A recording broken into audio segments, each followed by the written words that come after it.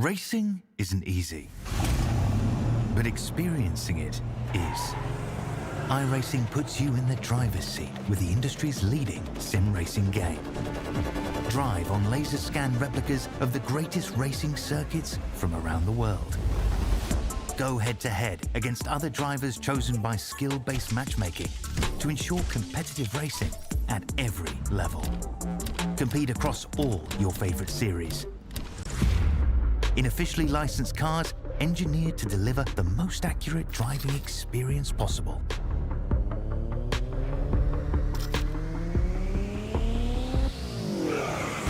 Join a race or host your own with players from across the globe. Race against the computer or in a league with friends. Feel the thrill behind the wheel. Visit iRacing.com.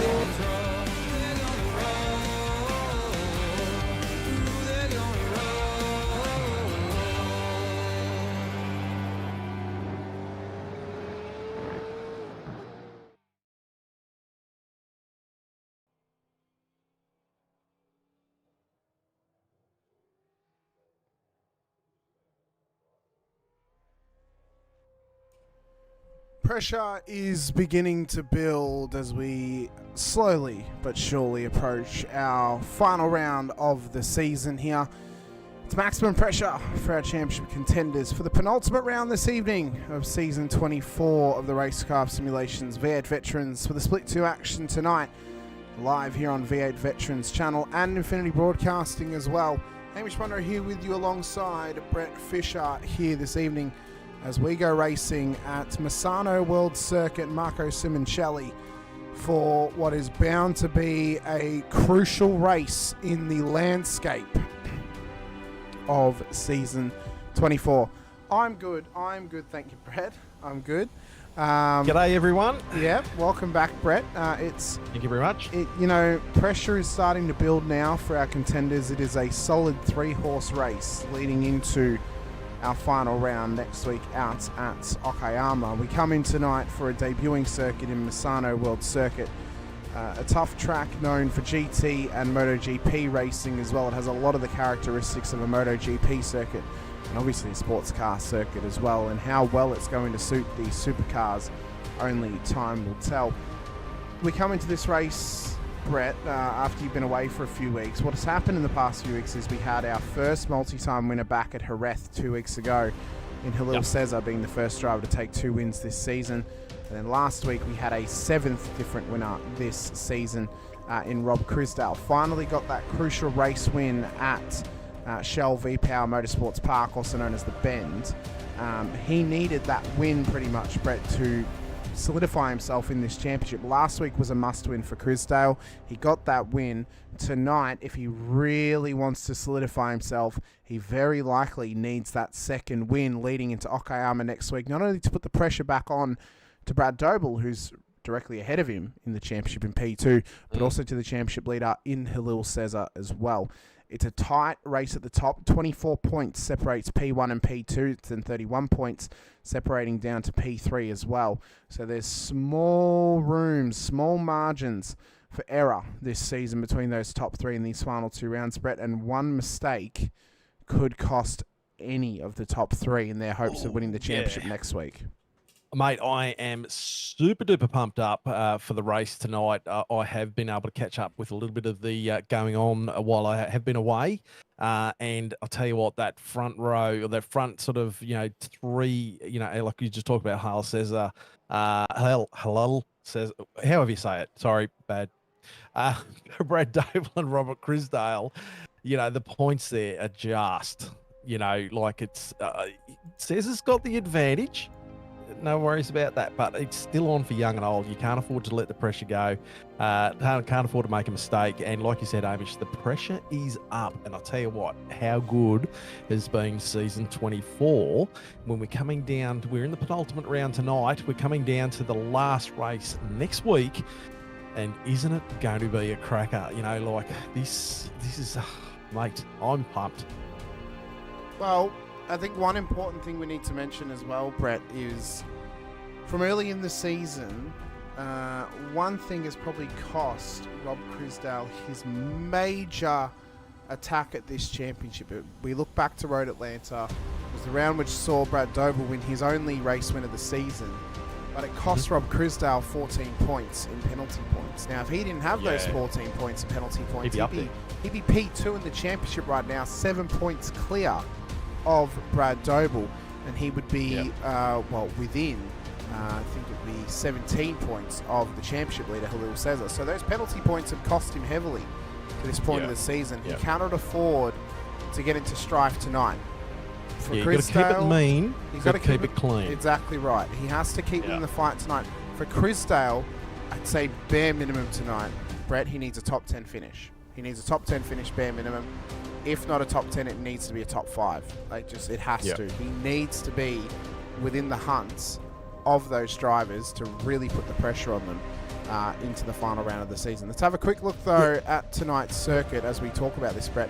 Because I think as well, one thing we need to mention too is, so one minor detail coming to this race tonight, big pressure on Halil Cesar, not just as the championship leader, but he made a mistake when entering the session on Thursday, entered in the wrong car. He'd done all week worth of practice in that well-used Ford Mustang and mistakenly joined in the Chevrolet Camaro on Thursday night. So he had to make a quick bait-em switch of understanding the Camaro, understanding the view out the windscreen, and getting used to what is not a completely different car, but a car that feels completely different to drive. Well, if he might not have had all these buttons set up either. Like sometimes you jump in a different car and you're missing all your buttons, that you've set up. You've gone through all, whether you're running, your Stream Deck or whether you're running a button box and all the buttons on your wheel and everything like that, they all be messed up. So that has, if that's the case also, that throws another stress into it big time. It does indeed. So we have a quick look here at the 4.2 kilometre circuit here at Misano.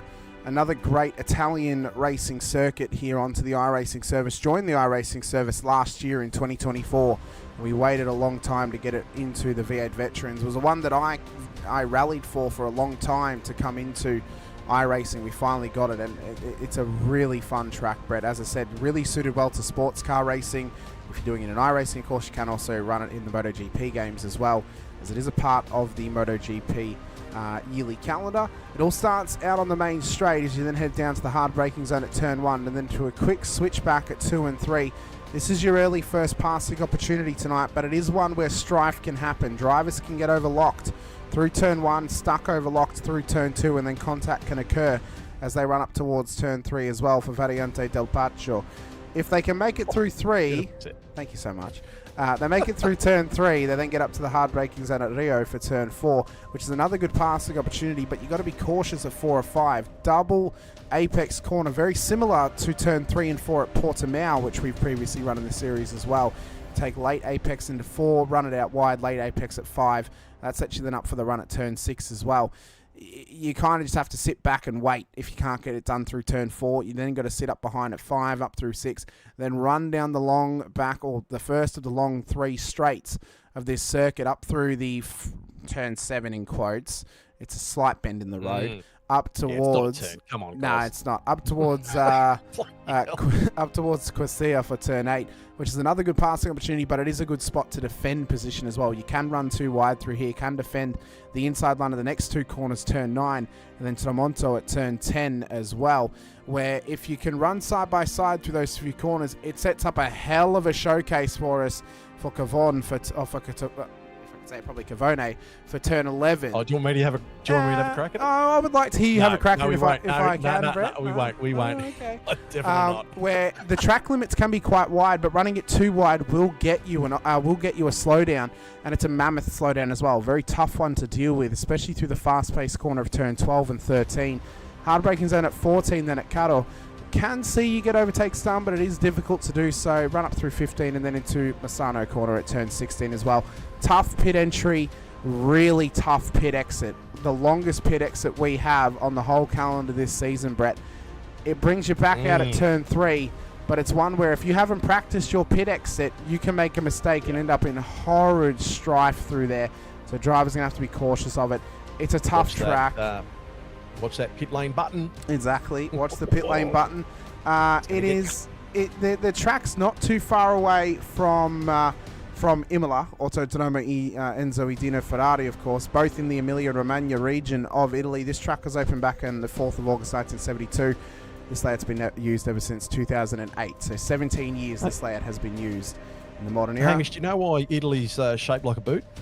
No, why is it shaped like a boot, Brett? Come on, you would have heard that one. Come on. Yeah, it is. We'll move on. I have got the ability to disconnect you from this channel, Brett. That's my favourite joke. What's the shape of Italy, Brett? No. It's all good. 16 turns, clockwise in configuration, 2.6 miles in the old language, 4.2 in the current run of muck as well. As we get into our warm-up session here for just before the beginning of the race, drivers are just heading out on track tonight. As mentioned, massive pressure on the top 3 in the championship at this stage. Yeah. It's going to be big pressure all throughout tonight, all throughout next week at Okayama as well. It's on, people. It is on. And if you let's get pumped up for this, because it's going to be a fantastic one, these next 2 races. It will indeed. It will indeed. Rob Crisdale, well, he needs nothing short, as I said, of a top 5 tonight, if not a podium. He needs to maximise on points so he can try and close the gap and make the herding a bit better into Okayama for the final round, just to give him any more of a chance at this championship this season. We've got a heap of chats out there already tonight. Brett, you hopped in nice and early as well. The newly titled Rebecca Clifton in the chat, giving the love to Team Accelerate. Congratulations on your wedding last weekend as well, Beck. Dave Arney's in the chat with us as well. Halil Cesar's back out there with us too. Lorne Mackay as well. The 47th joins us in the chat once again. Hello, Vets. Good to be watching this week. 47 plus watching there. Yeah, there is indeed. Yeah, today nice. we remember. G'day, everyone. Today we remember the hero Dane Palmer. For it was only this day 2 years ago he rescued 7 soldiers while severely wounded, giving the love to Southern Cross Racing as well. Damon Fisher out there with us. Tim Lawson. Mick Clifton's out there too as well. Thank you so much, everyone. Halil saying sorry again for joining in the Camaro. I don't know who had to deal with it worse, whether it was Halil having to drive in the Camaro when he had never driven it prior this season, or me having to throw together a livery yesterday to try and get it on the car. I'll let the chat decide that one. But I'll tell you what, another one that you want to do if you want to build the pressure up is leave Bali at 10:30 at night, which our flight was delayed by an hour, so we left at 11:30. Fly into Sydney at 7:30. Get out of Sydney, drive home. I think I got 1 or 2 hours sleep. Did an hour testing on the track, never seen it before in my life, and then went racing on it later that night. That's pressure, I'll tell you that right now. That's proper pressure, if you ask me, Brett. You must feel like that hallowed pressure cooker that you mentioned so many times prior to now. Mate, yeah. The curry's hot in it, and the pressure is up. Bit of nazi goring for you there. Now. Maybe some migorine as well. And yeah. Right, No, I like go. the migoring. Migoring's good. I like me. I like some migoring. It's a good time. Bit of Indomay. Shane Randall, tough run the last few weeks. We're getting caught up in some issues as well. Very frustrating few weeks for him as well. He'll be hoping for a strong performance here tonight. Qualified back in P16 for tonight's race, so he's going to have a bit of work to do to chase down the top 10. Say what you will about Halil Cesar getting in the wrong car tonight. Qualified in the top 5 in that car. So who needs a Ford, Brett, when you've got a Camaro that's right. capable? He's done well. He's adapted, and I think that's what the champion has got to do. I'm not saying Halil is the that was Sean. Sean Cullen have a bit of an into the ball at the end of the practice. They guys going to have a bit of work to do before they get on the track. But what I was going to say is that mate, he put the pressure on himself, and he's come up trumps there with half a decent qualifying. So he's done well under that pressure. Well, starting grid will be as follows. Dave Arney, our driver of the day last week at the Bend, will start pole position tonight for Pacific Esports Racing. He's got the momentum, and he's carried it in through qualifying. Lorne Mackay will then start alongside him and accelerate sim racing. He'll be hoping to finish in the top 5 of the championship this season. Has had a solid run over the last few weeks. A strong performance tonight could well and truly see him within the hunt of a return to Split 1 next season. Halil Cesar, the championship leader, will start at a P3 on the road tonight alongside Alistair Bales, the Scotsman, out of P4, with Todd Duggan and Mick Clifton in behind them for P5 and P6, with Simon Hedershed and Damon Fisher making up the top 8 in qualifying. Chris Blanchard, Paul Burns then will start inside the top 10, with Andrew Hoffman for SCR starting at a P11 alongside Championship Challenger Brad Doble. There are 8 positions 9 positions separating the championship leader and P2 in the championship. Brad Doble, he's going to have some work to do tonight if he hopes to challenge Halil Cesar and try and gain some points on him before next week at Okayama. Robbie Griffiths, Wade Reynolds, and starting behind them are Bruce Tannock and Shane Randall sharing row 8 ahead of Rob Crisdale in P17. He's got work to do tonight as well. Matt Stoll starts alongside him with Darren Crosby and Scott McKenzie for our top 20. Matty Parker, Mario Reali start ahead of Sean Cullen and Rick Viger then for our top 24, with Brett Taylor, Derek Lovegrove, Brett Fisher, Jeremy Bush making up our grid tonight with Steve Lanyon at the back of the field. Our race controllers once again, David Coleman, Jamie Dyke, and Tom Freeman in the safety car as well. But a massive thank you to everyone who's joining us here tonight and who's joining us all season as well. It's been much appreciated. If you're watching along with us for the first time on the Vets channel or over on the Infinity Broadcasting channel as well, be sure to hit that like button, to subscribe, the bell icon too, so you're able to be notified whenever we go racing, but also help support the series that we broadcast too, whether it's split 2, 3, and 4 of the Vets, or if it's over on the Infinity Broadcasting side, the action of split 2 of Vets, and also the action of the iRacing World Challenge 2 through the VRS Porsche Cup Series and the Rod Knott Cup as well, which its penultimate round goes racing next Friday night, 8 p.m. Australian Eastern Standard Time, right before the Vets finale on Saturday.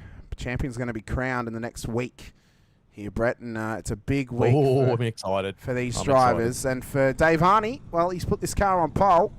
He's done well. Come out for a chubby bun and look at what's happened to him. Look, he's done very, very well here, Dave. He's carried the Great momentum to see him up there. Absolutely perfectly in the 700 Camaro there, the Majors Garage entry. Alongside him, of course. Pelican looking good on there. It is looking good. Alongside him, of course, Lorne Mackay, who's had a good run in the second half of the season, and maybe if he'd gotten a better run early on, he could have been a much closer challenger to the championship charge, but a top 5 this season would be well worth it for Lorne, and we'll see him back in Split 1 next season and able to have a run around up there with some of his teammates once again. Lights are going up, though. Revs are up. Misano World Circuit debuts into the Vets tonight. Who's going to get the run and the jump down towards the start-finish line at the end of this race? It's a horrid start from the championship leader, Halil Cesar, back out of P3. He's dropping multitude of positions as he runs through turn 1, 2, and 3 for the first time. And drivers scramble for spots early as there's contact with Reynolds and Duggan. Scott McKenzie's been involved as well. Multiple cars around. And unfortunately for Duggan, who had a fantastic qualifying, Brett, he's having to start in the weeds and get back going again from the back of the field. It's a heartbreak for him early. That's right. And I'll tell you what, Brad Doble actually just missed the action there. He nearly got himself tied up in that there, which would have had more championship implications in that. We see Bruce Tannick having a bit of a look on the inside there. A bit of a bump there. He's got him past, though. Very aggressive start for Bruce Tannick. Damon Fisher. Already up 7 positions in this race by the time he gets to turn 7. A man on a mission is Bruce Tannick at this stage. He's tucked right in behind Paul Burns at the moment as Wade Reynolds still struggling with damage on board that JWM Motorsports car. Off the road now goes Reynolds into the very back of the field. To be hoping for a strong run in season 25. Season 24, though, at this stage may be a write-off for him. So hard too. Like when things like that happen and go over to Australia, you want to get back onto it and try and correct as many issues as possible. But then, if you get too overzealous, you put yourself into more strife. And that's really, really hard. And this track is, and I can't talk much about the track because I didn't spend that much time on it. But it's a flowy track. You've got to get the flow right. Very rhythm heavy. Very rhythm heavy, isn't it? It's kind of like the typical European motorcycle or sports car circuit in that way. A very similar sort of flow as the likes of Algarve, Navarra, and others in that sense as well. It's amazing how the 4 Italian Grand Prix circuits we have on iRacing at Monza, Imola, Mugello, and now Misano as well. All 4 of them have got a completely different feel and a completely different rhythm to them as well. As Tannick finally got that job done over Burns earlier on. Arnie leads the way though. Lord Mackay, Alistair Bales on the podium at this stage. Yeah, Arnie and Mackay just breaking away. Not much, but just on a second on Bales. And Heddersheed 1.5 seconds back. Clifton right on the tail of Heddersheed. And our championship leader of Cesar there on the back end of Clifton with the just married from Clifton. Look at him go. With the cans hanging off at 2. Wonder if that's working as ballast for him tonight. Help him underweight the car slightly. Aerodynamically, it may not be the best choice having some cans hanging off the back of it, but anyway, you do you. Very good distraction for someone behind you. A very good distraction. And who else would you want to distract other than the championship leader, who's already distracted by the fact he's driving a different car tonight? Yeah, he's trying to go, hey, what's going on, boys? What have you done to me? Let me get in here and have a crack. But and I must say, for the first, obviously I didn't do many laps around here, and for the first probably 10 laps, I racked up a plenty of incident points just by off tracks and things like that, and then slowly sort of got my head around it and gone righty-o, now we can get into it. So Andrew Rushworth joining us in running wide there. Andrew Rushworth joining us in the chat tonight as well, giving the love to Team XSR as well. Of course, Andrew going up to Split 1 this season after finishing in the top 5 last season here in Split 2. Yep. So he should be well and ready to remain up there for season 25 and get a good crack at another opportunity to remain there going towards season 26 as well. But you're not doing too bad at the moment, up 3. Not too bad. Hoffy not having the best start tonight. He's down 12, so... Yeah, that's going to hurt him, yeah. So he must have got caught up in that first lap incident. I don't know if he was caught up or maybe just lagged it off the start slightly. Yeah. Bit of work to do now, though, for him, but we'll see how he pushes on throughout the rest of this race, of course. Sean Cullen as well, up 2. Yeah. Doing a good job. Yeah, Sean's doing good. Yep. I've been very impressed with him the last few weeks. He's actually been improving quite a fair bit. Now, yes, he still struggles at times, but there's signs of improvement from Sean. And I think that the more attempts he can have here in Split 2, the better he's going to get every single season, Brett. And I could expect a solid performance in seasons future. If he can aim maybe for a top 20 next season in Split 2, that's a win for him. And then you move on, you aim for a top 15 and then try and get into the top 10.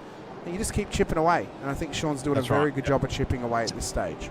Set yourself goals and try and achieve them throughout the season. Let's say the year, but you do that anyway. But no, and Sean's Shadow Racing, great. We all sort of help each other out as much as possible.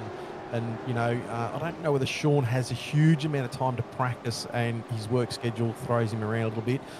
So he's doing quite well. Slowly getting there and getting quicker, and it's great to see. It's great to see the Shadow Racing boys help each other out, and it's really, really good. Well, Matty Parker at this stage up 8 positions in this race. I've seen that too, yeah. He's done a handful of races this season. Struggled back at Road America in his first round of the season. But again, he's just been chipping away each week. Seems to be gelling with the track tonight. Up 8 spots already by lap 4. And he's got one of the championship challenges and Rob Crisdale breathing down the back of his neck at this stage. This will be big pressure for Matty and for Blanchard. But, they're not any stranger to it. Both of them are able to handle themselves pretty well in this sort of scenario. Now for Blanchard, I know he has said that he will try and give support, we'll say, to Halil Cesar in his championship charge this season. Those guys are good friends, and they've spoken many a time together. So he may well find, Crisdale or Doble behind him and just say, hey, let's just hold you back for a second here. Now, he's not really doing a good job of that tonight, trying to keep Doble back, who's already gotten past him. But, who knows? Maybe he gives a hand and just holds back Crisdale a little bit.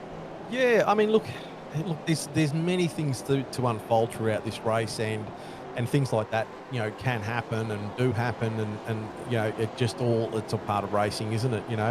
But Brad, I think he's up one spot, if I'm correct, He's or currently not. up one spot in this race. So. Wasn't really happy with his qualifying. He actually did do some better times in practice, just didn't punch out that number that he wanted. So he's got a lot of work to do here. Was in 12th, so he wants to try and get up to Cesar as quick as he can. And I'm sure, he's going to work his butt off throughout this race. So the important thing to remember tonight as well is, Brett, obviously, this is the last droppable round of the season. So the point I make here is Halil Cesar's previous second worst round, so the next round that he could gain back, right, is a P4 finish worth 172 points. So if Brad wants to leave Misano tonight gaining points on Halil Cesar, he needs to finish in the top 3. Like, there is no doubt. Any other finish, no matter where, if Halil finishes below P4, he will get his P4 points back. Brad has to finish above P4 if he hopes to gain anything on Halil leading into Okayama next week. And that's what the goal has to be tonight now, P3 or better. That's what it needs to be for Brad Doble. He's got his work cut out for him. It's there right now. He's currently sitting in 11th spot, and it's not a really easy track to pass on. It's an easy track to make mistakes, but passing, and we look, we're 5 laps in already. Brad's just sitting behind Griffiths at this stage, and hasn't really. He's just been sitting on that about 0.3, 0.4 of a second behind him. Hasn't really been up there threatening at this point in this race. Although Brad is a pretty cool customer when it comes to his races. He's pretty level-headed, and he tries to minimise his mistakes, and I'm sure he's going to try and do that tonight. He will indeed. We need to kind of make a quick point here about next season as well, Brett. Of course. Yep. Our current top 5 of Halil Cesar, Brad Doble, Rob Crisdale, Reese DeGoey, Lorne Mackay. If it was to remain like that, all 5 of them be going up next season. Top 3 currently, unless they miss next week's race, they're locked in. They're pretty well locked in to split one next season. All 3 of them are race wins, right? So if we get into a scenario next season where he's having a little bit of a look. No, you're right. Yep. Wasn't quite ready to go for it. Go for it again. He's calmed down again. Yeah, he's calmed down again. We'll see how he goes. What you're saying, Hamish. We'll see how he goes. The point I'm making is, so those 5 go up next season, right? And there's been rumours running around lately. We mentioned it last week that vets may go back to 3 splits next season, which then would mean that we'd probably lose 10 drivers from this season going into split 1 next season, depending on who might be new coming into vets as well. Yep. Then I look at drivers like Robbie Griffiths, who currently is not inside the top 10 of the championship.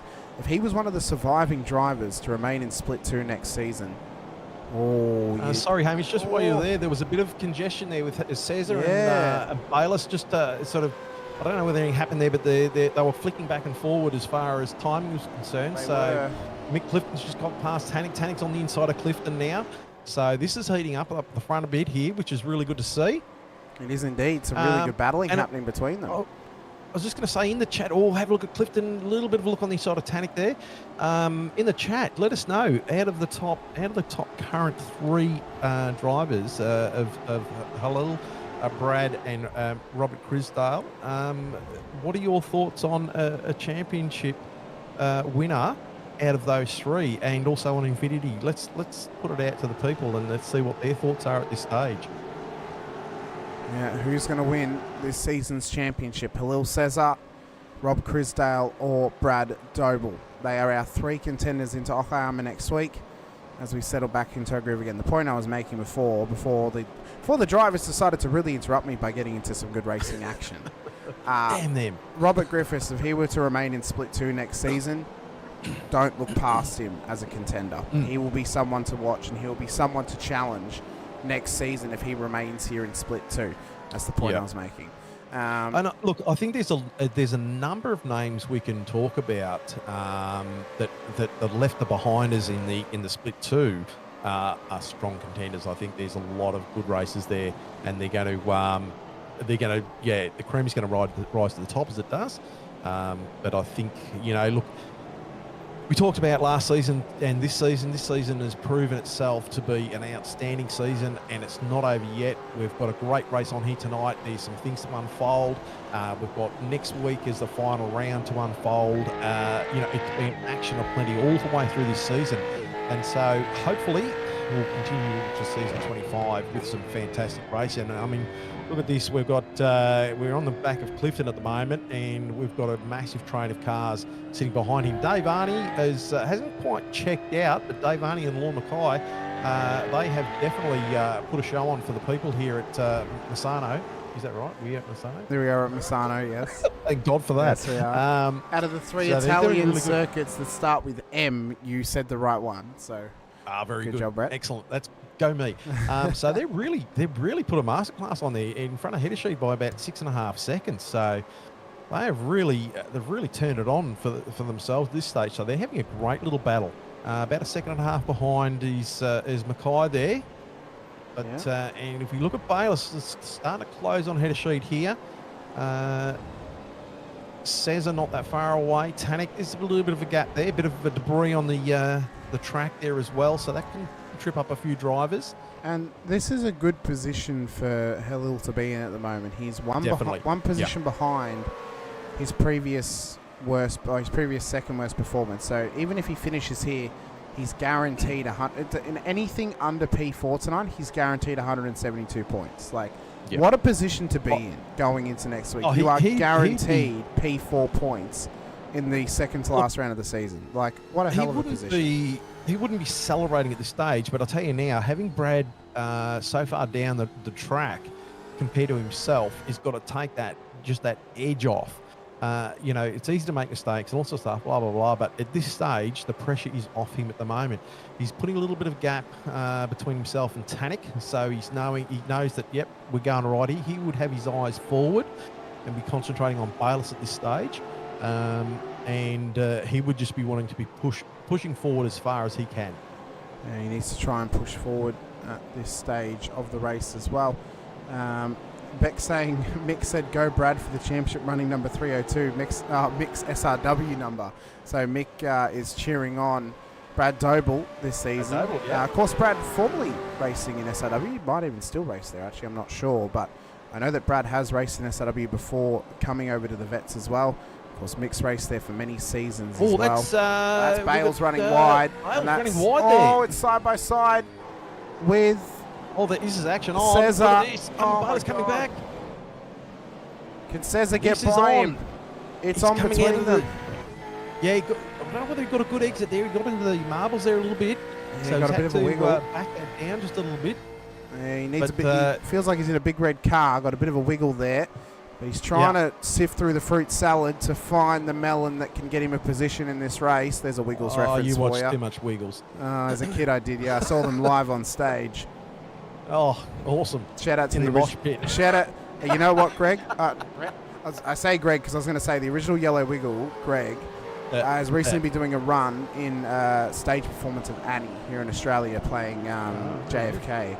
But yeah, you know what, Brett? I know they had over 18 shows for the original Wiggles. I wish I could have gone. That would have been a great time. Oh, very good. That's letting us into a big insight into your life. Yeah, that I got great music taste. Exactly right.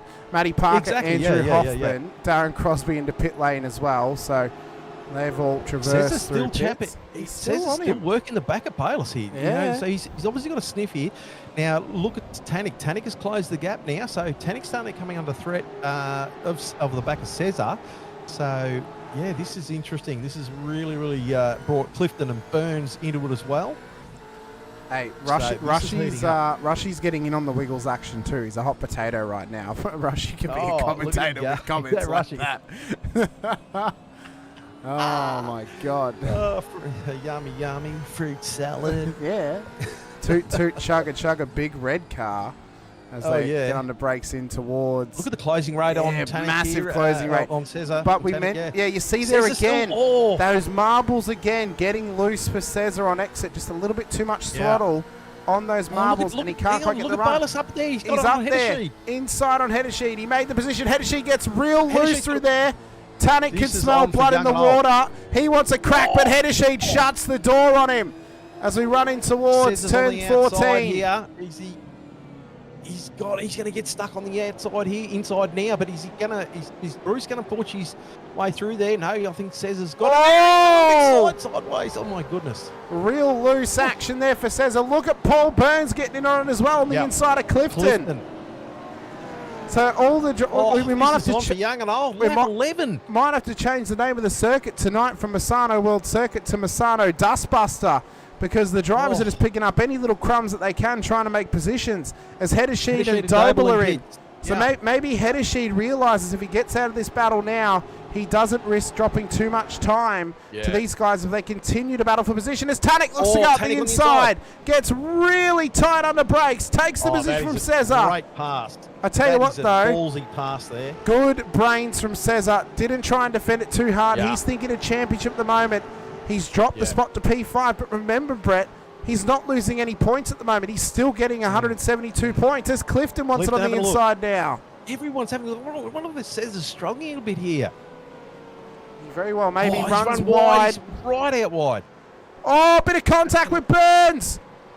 They sort themselves out off the rejoin. Here we go. This is and I think Cesar's got a pit. He's got a pit now, Brett, because he is dropping position. It's the same. Brad Doble's taking himself out of this fight, and that's actually probably on when Doble and Cesar actually come corrected again. That could actually close that gap big time.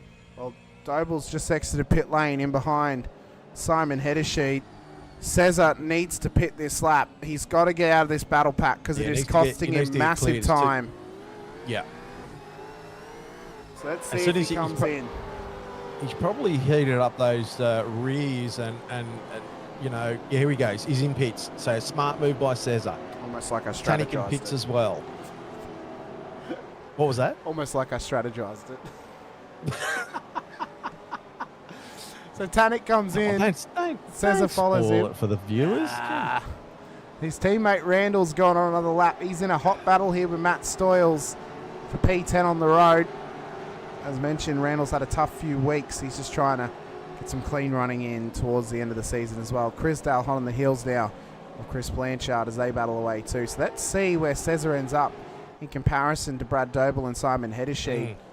You know, Halil's found it difficult in previous races, again, namely Road America. He found it tough to get past Heddersheet on the road for position, and now this undercut could play off well for Simon, trying to get past Halil, who's just exiting pit lane now. But again, it's a long pit exit. He doesn't come straight back out on the track. Yes, you cut out to turn 3, but it's a slow exit because you've got to wait for the cone. So it's going to be a big gain for Brad Doble over Halil Cesar. Now, Doble took a 3-second faster lap time than Cesar did. What's the current gap as they exit pit road? Roughly 3.6 seconds. So around about what he gained by taking the shorter stop, that's the gap he's now got over Cesar as Doble's come out of pit lane. So we'll see what happens. Considering that he fell back from where he was in third spot there for a short time and then back into fourth, that's actually a lot of loss over 2 laps. So that's really ignited this this race. Well, Especially as it starts to unfold. Remembering as well, Doble's going to have to give that 3 seconds back in the next stop as Mackay comes in. Bales is in as well into pit lane. Burns in, Stoyles in, McKenzie and Rick Feiger as well. Of course, his brother Chad took his first race win of the season back in the Hockenheim ring the last time you were with us, Brett. And Rick yet to find similar success this season on board the Angry Birds entry. He'll be hoping for a bit more success as well. I hope so too. It's been a while between drinks for Rick, so hopefully he can find some of that success in future as Mackay looks to exit pit lane now. So Arnie, the race leader, is doing well. Go. He's doing very well. He's going well. He's got 14, nearly 15 seconds up on Clifton at the moment. So Mackay obviously pitted, but these boys have really stretched their legs. So they really, I mean, we don't want to, I mean, there's a lot of action happening further down the pack, but kudos to Dave and brain. It was a Mackay, wasn't it? Yeah, they came out of pit lane. Yeah, He's come out still ahead of those guys who pitted prior to him as well. So just to give context to this as to why Halil's jumped Bruce Tannick in pit lane, Bruce has taken a 5-second slower pit stop than Halil, so he's taken 5 seconds more worth of fuel. He's about 3.5 seconds off the back of Halil though, so remembering he's about 2 seconds ahead of him prior to the stop. That will correct itself after the next one, unless Bruce gets held up in traffic, and that's a big worry for him at this stage of the race, being buried so deep in the field. Burns. Mick Clifton is going to go an extra lap, so the just married machine. Oh, Cliffy! He's going to try and get himself an extra point. So you know what? Well done. Let's sit with him for this lap, shall we? And just give a round of applause to Mick Clifton and Rebecca Clifton for the newlyweds for last Saturday. They got married last Saturday and watched the broadcast, Brett. Now that is dedication. That is commitment. Absolute dedication and commitment. For a commitment ceremony like that, to still watch the Split 2 broadcast, I applaud and thank you so very much for doing so. Massive appreciations. So Clifton gets his moment in the sun now, of course. The just married on the back of the car. They cheers to last week, and now cheers to him as well in his moment in the sun here at the front of the field. Shane Randall stayed out as well. We'll see if he goes for an extra point if Mick comes in this lap. Could be a smart play from Shane. Any bonus points you can get can pay off for you. Riali's also stayed out. Well, Crisdale has stayed out as well. That's a big thing in the championship. I mean, we look at, I'm just looking at the standings from last week. Bonus points, 16 bonus points for Cesar, 6 bonus points for Brad Doble, Robert Crisdale, 12 bonus points. So, but crucially, 14 penalty points. So on a -2 across the whole season.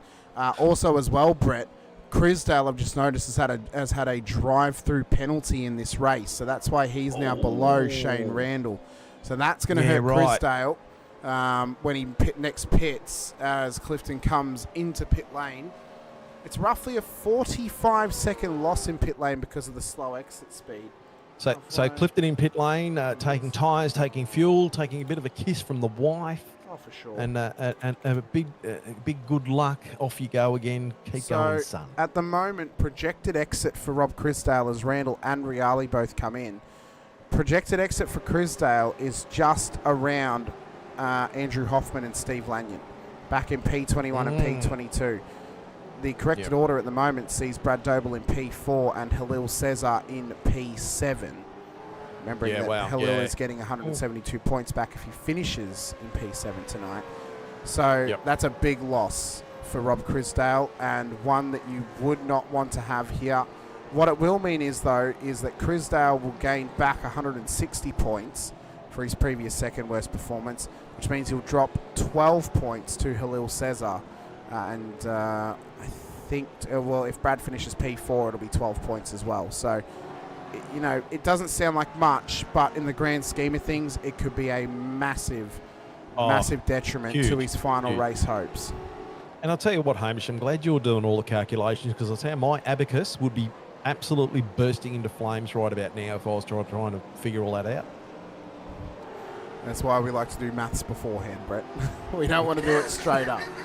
So, you know, the strategist comes out of me of, well, where do we need to finish if this happens? Well, if this does happen, where does the maths go? So, Brad Doble at the moment, P4. If he remains here, Brett, as I said, he's not gaining anything over Halil, so he needs more positions. He needs to chase down the 5.2 second gap up to Alistair Bales.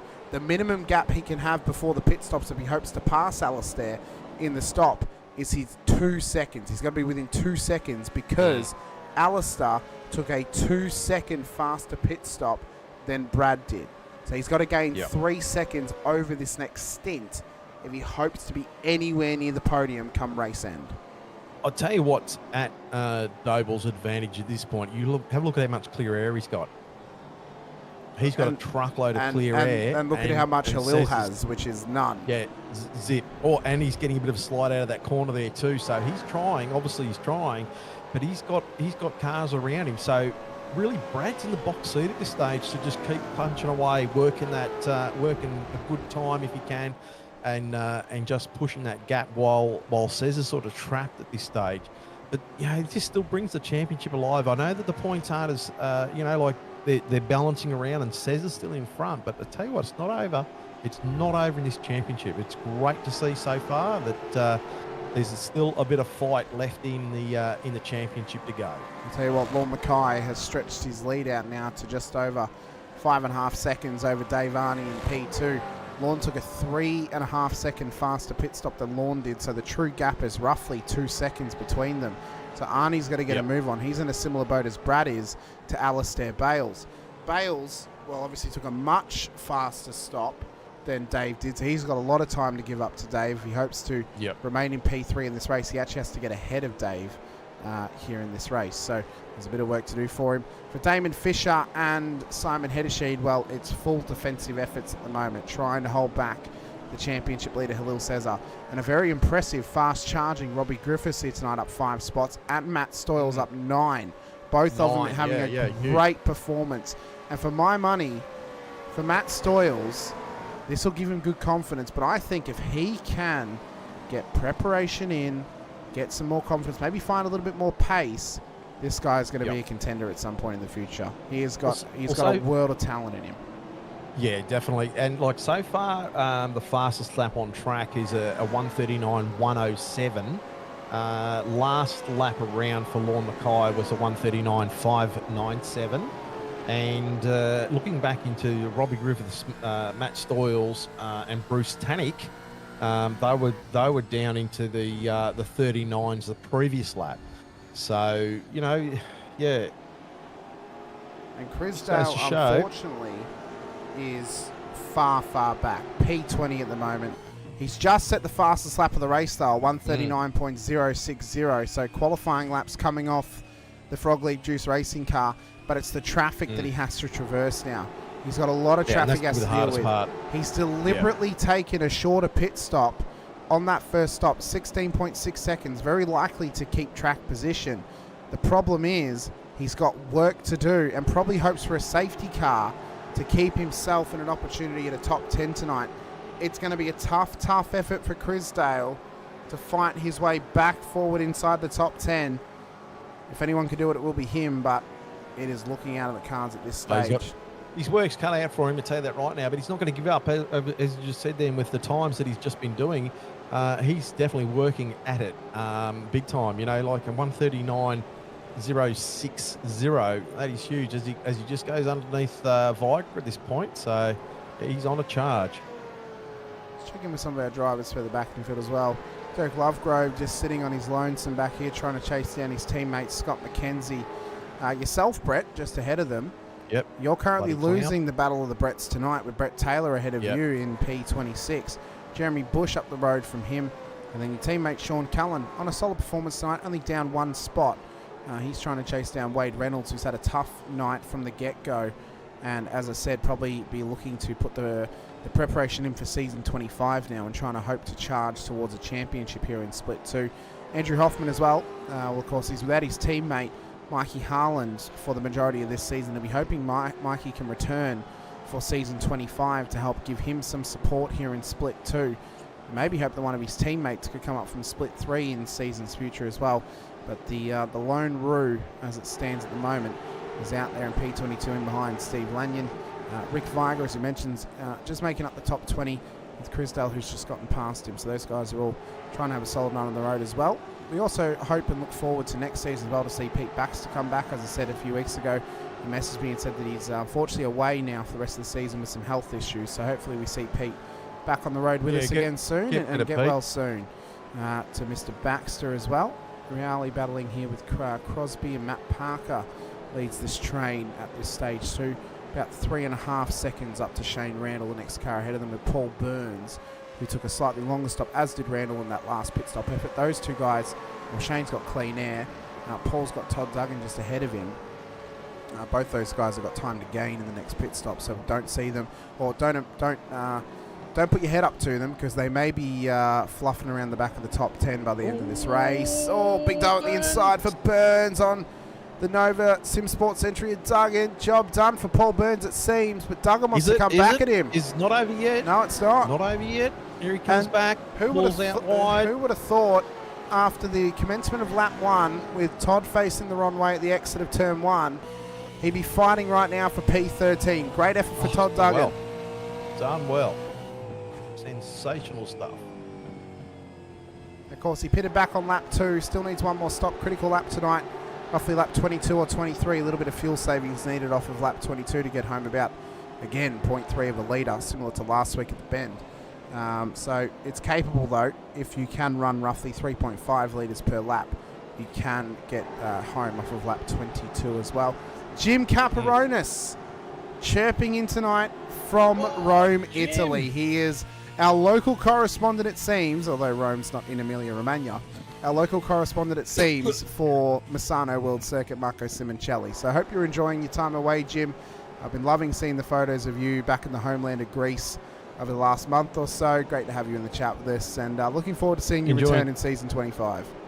Enjoying a bit of grappa? Is that right? I don't know. I'm not Italian, so I can't tell you if you're right or not. Italian or Greek? It might be Greek. I don't know. Might have just offended the crap out of him then, so anyway, I might move on. Sounded Greek, if I'm honest with you, Brett. So, sorry about that. I'm such a worldly person, aren't I? Eh? So world-renowned. Oh my God! Goes to Bali for the first time. World explorer Brett Fisher over here. Oh yeah, extraordinaire. Oh, gee, says on the back of Damon Fisher at the moment. That car's still got a lot of attitude in it. So, and these boys have been locked head to head for a number of laps now. Hedishi just pulling a little bit on Damon, only about half a second, but the closes up again. So this is still alive. This, and Cesar would be, you know, knowing that he can definitely go faster, he would be probably quite frustrated sitting in behind Damon here. Now, I mean, that's, you know, Damon's he's racing, he's having a crack. And it's good to see him up into the in sixth position in the top 10. So he's having a really, really good race. So the attitude there on Cesar again. So he's fighting this car and trying to get the absolute utmost out of this car to get himself further up the field, but it's not quite working at the moment. Well, just to confirm as well, Jim's on his way to Florence, so he's kind of travelling towards Misano, but he'd have to go to the eastern seaboard of Italy to get to where Misano is. But great to have Jim in the chat with us here tonight once again. And as I said, hope you're enjoying your travels, Jim, and we look forward to seeing you back in season 25, probably back in Split 2, I would say, Brett, because Jim has missed the majority of the season in Split 1. So, but it'll be exciting to see Jim back. If he's back in Split 2 next season, it'll be good to see him back here. You know, gets another shot at the title. You know, he had really good pace last season. It'd be good to see him challenge again for the championship here in Split 2 next season. Cesar in a hotly contested battle at the moment here with Robbie Griffiths. Another hotly contested battle is this one. Andrew Hoffman on the inside of Steve Lanyon. Yeah, nice move. Can he hold it there? Lanyon's on his outside. He lifts out of it, lets him have it. Battle of the Day Glow machines. And Hoffy just runs it a little bit wide. Running a little bit wide there. Yep. Say what you will, those SCR cars are some of the best looking cars on the grid. I must say, Jim, Mikey's done a very good job in the dressing of those cars. And you know what? The racing has been fantastic. Say what you will about Misano, whether you're a driver, you didn't much like it perhaps. some great battles on track tonight. There Really, has been really some great good battles. Yeah, yeah. Look, this is, yeah, I mean, and especially like up this front, sort of in this top 10, it's you know, there's been some gains and some losses, and yeah, it's a good old fight, this one, I'll tell you. The gloves are off and we're bare knuckling it. So Brad Doble has dropped to about 1.7 seconds away from the front of Simon Heddersheet's car. Corrected gap now back to Halil Cesar is 2.6 seconds. So he's just below the threshold of where he wants to be to remain ahead of Cesar after the next pit stop. But crucially, the lap they pit on, Brett, could have a big part to play because we know how strong the undercut is. It's very strong around here. We already saw that play out tonight. If Brad comes in before Halil does, he could keep himself ahead by undercutting him to get ahead of him. As Chrisdale's been off the road and into the wall. Chrisdale, buddy's gonna hurt. Oh, and he's right That's gonna hurt by his championship. He is right by the exit of the track. Wow.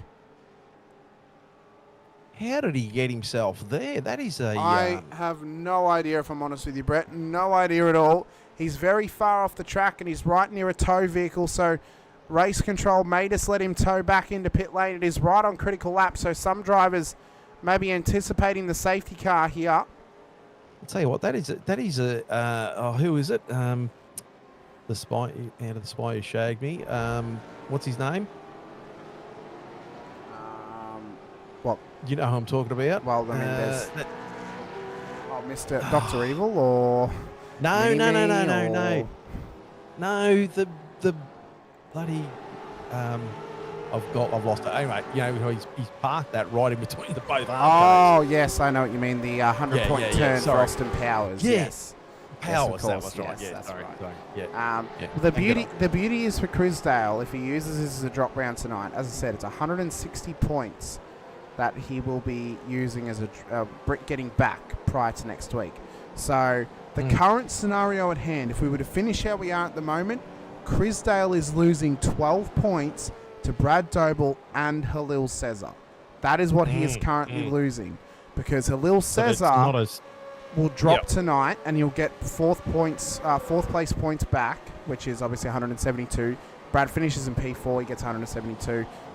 Chrisdale gets 160 back, so yeah, 12 points lost. Status quo, but yeah, it makes it much more hard for next week at Okayama for him. Really, really difficult for him.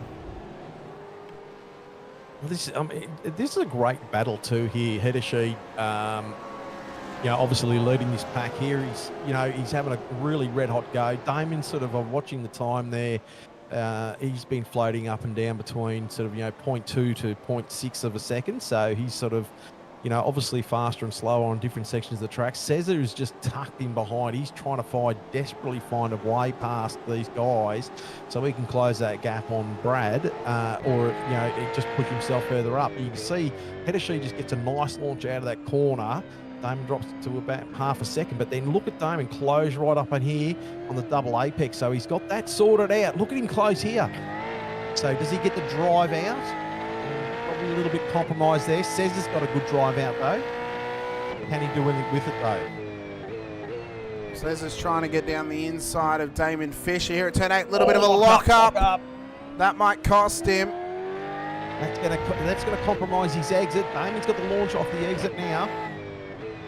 So that puts him back, does it? Does it clear him? And now Cesar's had to tuck back in again. So you can see the frustration on Cesar, just not being able to complete the move there. That's going to hurt. I mean, it's really going to hurt. Yeah. I mean, what do you do? These guys deserve to be racing here and all sorts of stuff, and it's just unfortunate that he's coming out where he has after his pit stop. As we've seen Cullen just coming out of pit, so he will have done his second stop.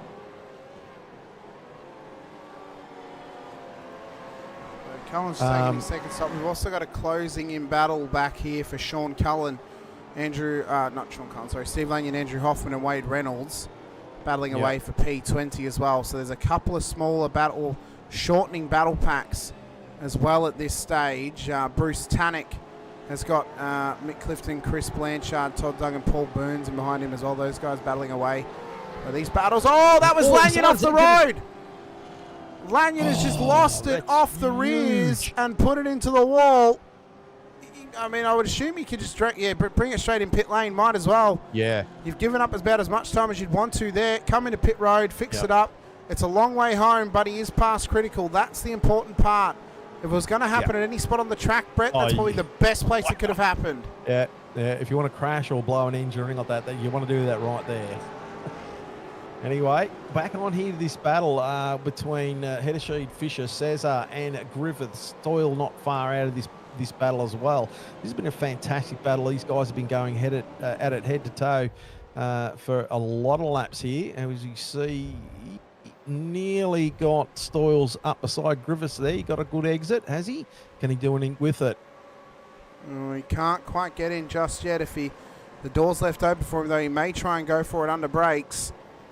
Can't quite get there. There you see Damon Fisher, though, inside of Hedersheed. And if these guys tangle, Cesar will be ready to pounce. Hedersheed's gone wide. Fisher's gone past. Cesar's got him as well. 2-for-1 special as they make the move past Hedersheed. And now Cesar is up to P6 and 1 spot away from another top 5 finish this season. He's had 7 this season. And that 7, by the way, Brett, is 7 on the trot. He's finished in the top 5, 7 races in a row this season. Consistency. Yeah. Now, I wonder how much. Look, now that that Hedersheed's been cleared by Damon Cesar, I reckon that Cesar might be putting the pressure a bit further on Damon. I think, knowing the fact is that maybe he's you can just sense that he's got that little bit of clear air. Now, this can go one or two ways. He could overcook the car a little bit, and that could be a bit detrimental to his run forward. Or he could just pass Damon and actually clear him. But as you can see, he's having a little bit of a look there on the inside. Not close enough to do anything. No, he's not. Oh, but Fisher's run it wide. Free spot for Cesar. Mozzed it. Oh, Cesar's sideways there. Oh, Damon, what are you doing? Wow. Wow. Can't blame the internet for that one. That's just a straight-up skill issue for Damon, unfortunately. Yeah, that's just unfortunate. I mean, he was going really well, considering he had all that pressure on him from Cesar for those number of laps. He's done well, but obviously the pressure cooker inside that car just got a bit higher, and he had to let something go. Well, battle has been heating up over the last few laps. We've just ticked over the halfway point of this race here tonight. We're going to take this quick opportunity to give thanks to the series sponsors, but the action's not going to go anywhere for you as well. It's just heating up, and it looks to be roaring into a boil. Will it overboil, or will it just simmer away for a few laps? We'll have to keep an eye on it, but sit with us as we hear from our title sponsors. Racecraft Simulations will be back soon with more action from Season 24. Round 9 at Misano. Here for Split 2 of the Racecraft Simulations V8 Veterans.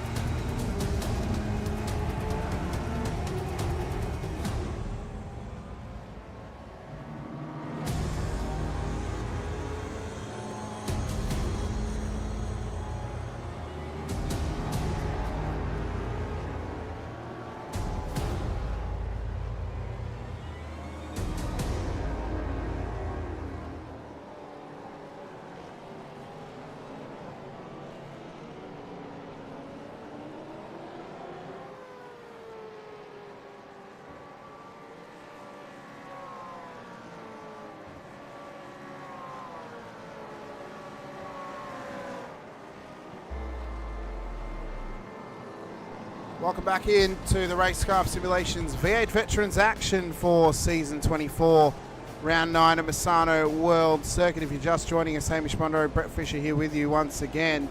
Contact under the ad break there between Bruce Tannock and Damon Fisher, which has just seen Tannock unfortunately dump Fisher. It's the only words that can really be described. He's just dumped Damon Fisher, off the road, off of turn 1 and 2. That's dropped Damon down the order heavily here, Brett, and after such a strong run in this race, one mistake has dropped him back, and then an incident has dropped him way far back as well. Yeah, I think we saw Damon sort of run wide and on those few laps earlier, and when we went on board with Damon, we've seen, I'm not making any excuses or anything like that, or just telling it from my perspective. That's the first time I've seen that.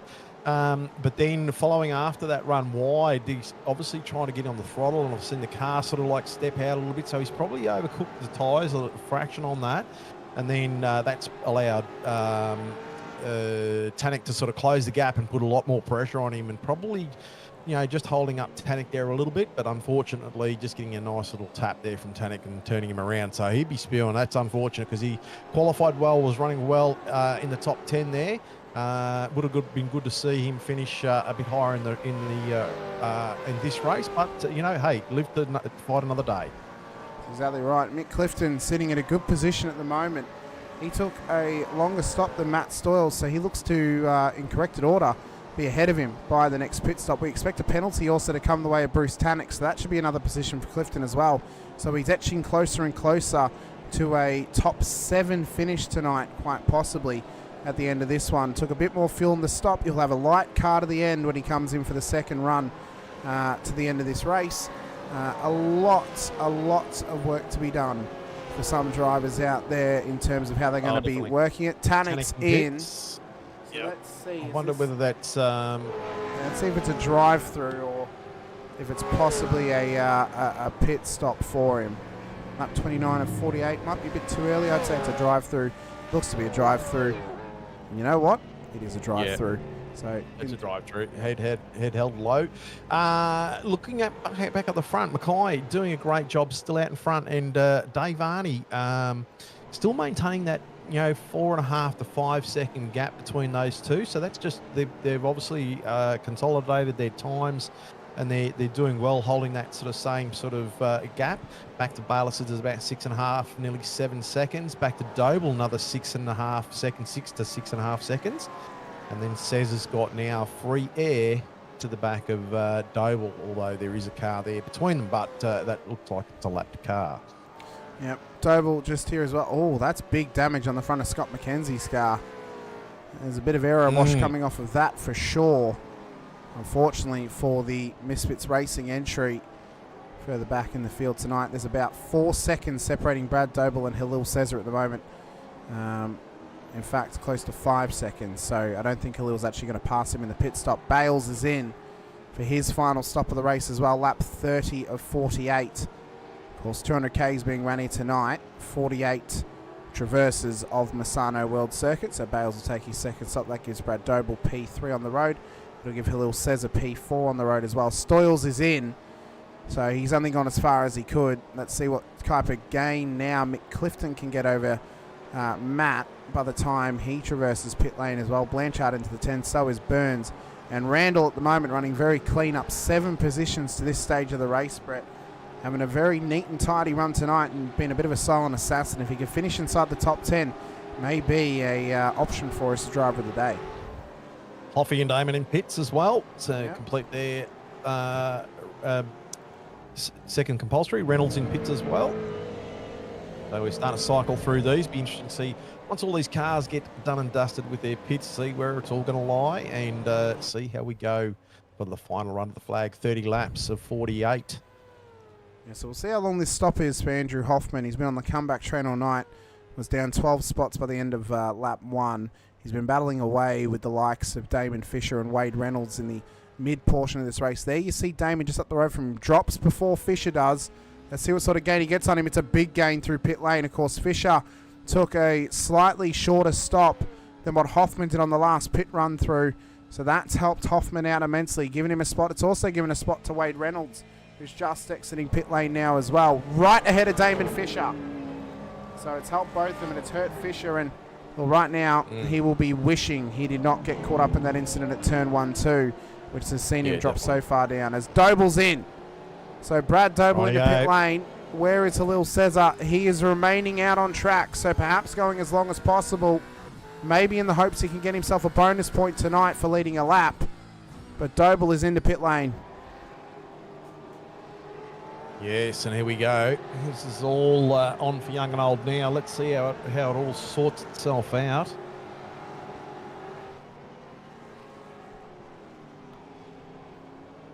As they continue to battle away. Blanchard in pits. So let's see where Mick ends up, because remembering we predicted that he was going to get a gain on Matt Stoyles throughout this pit stop.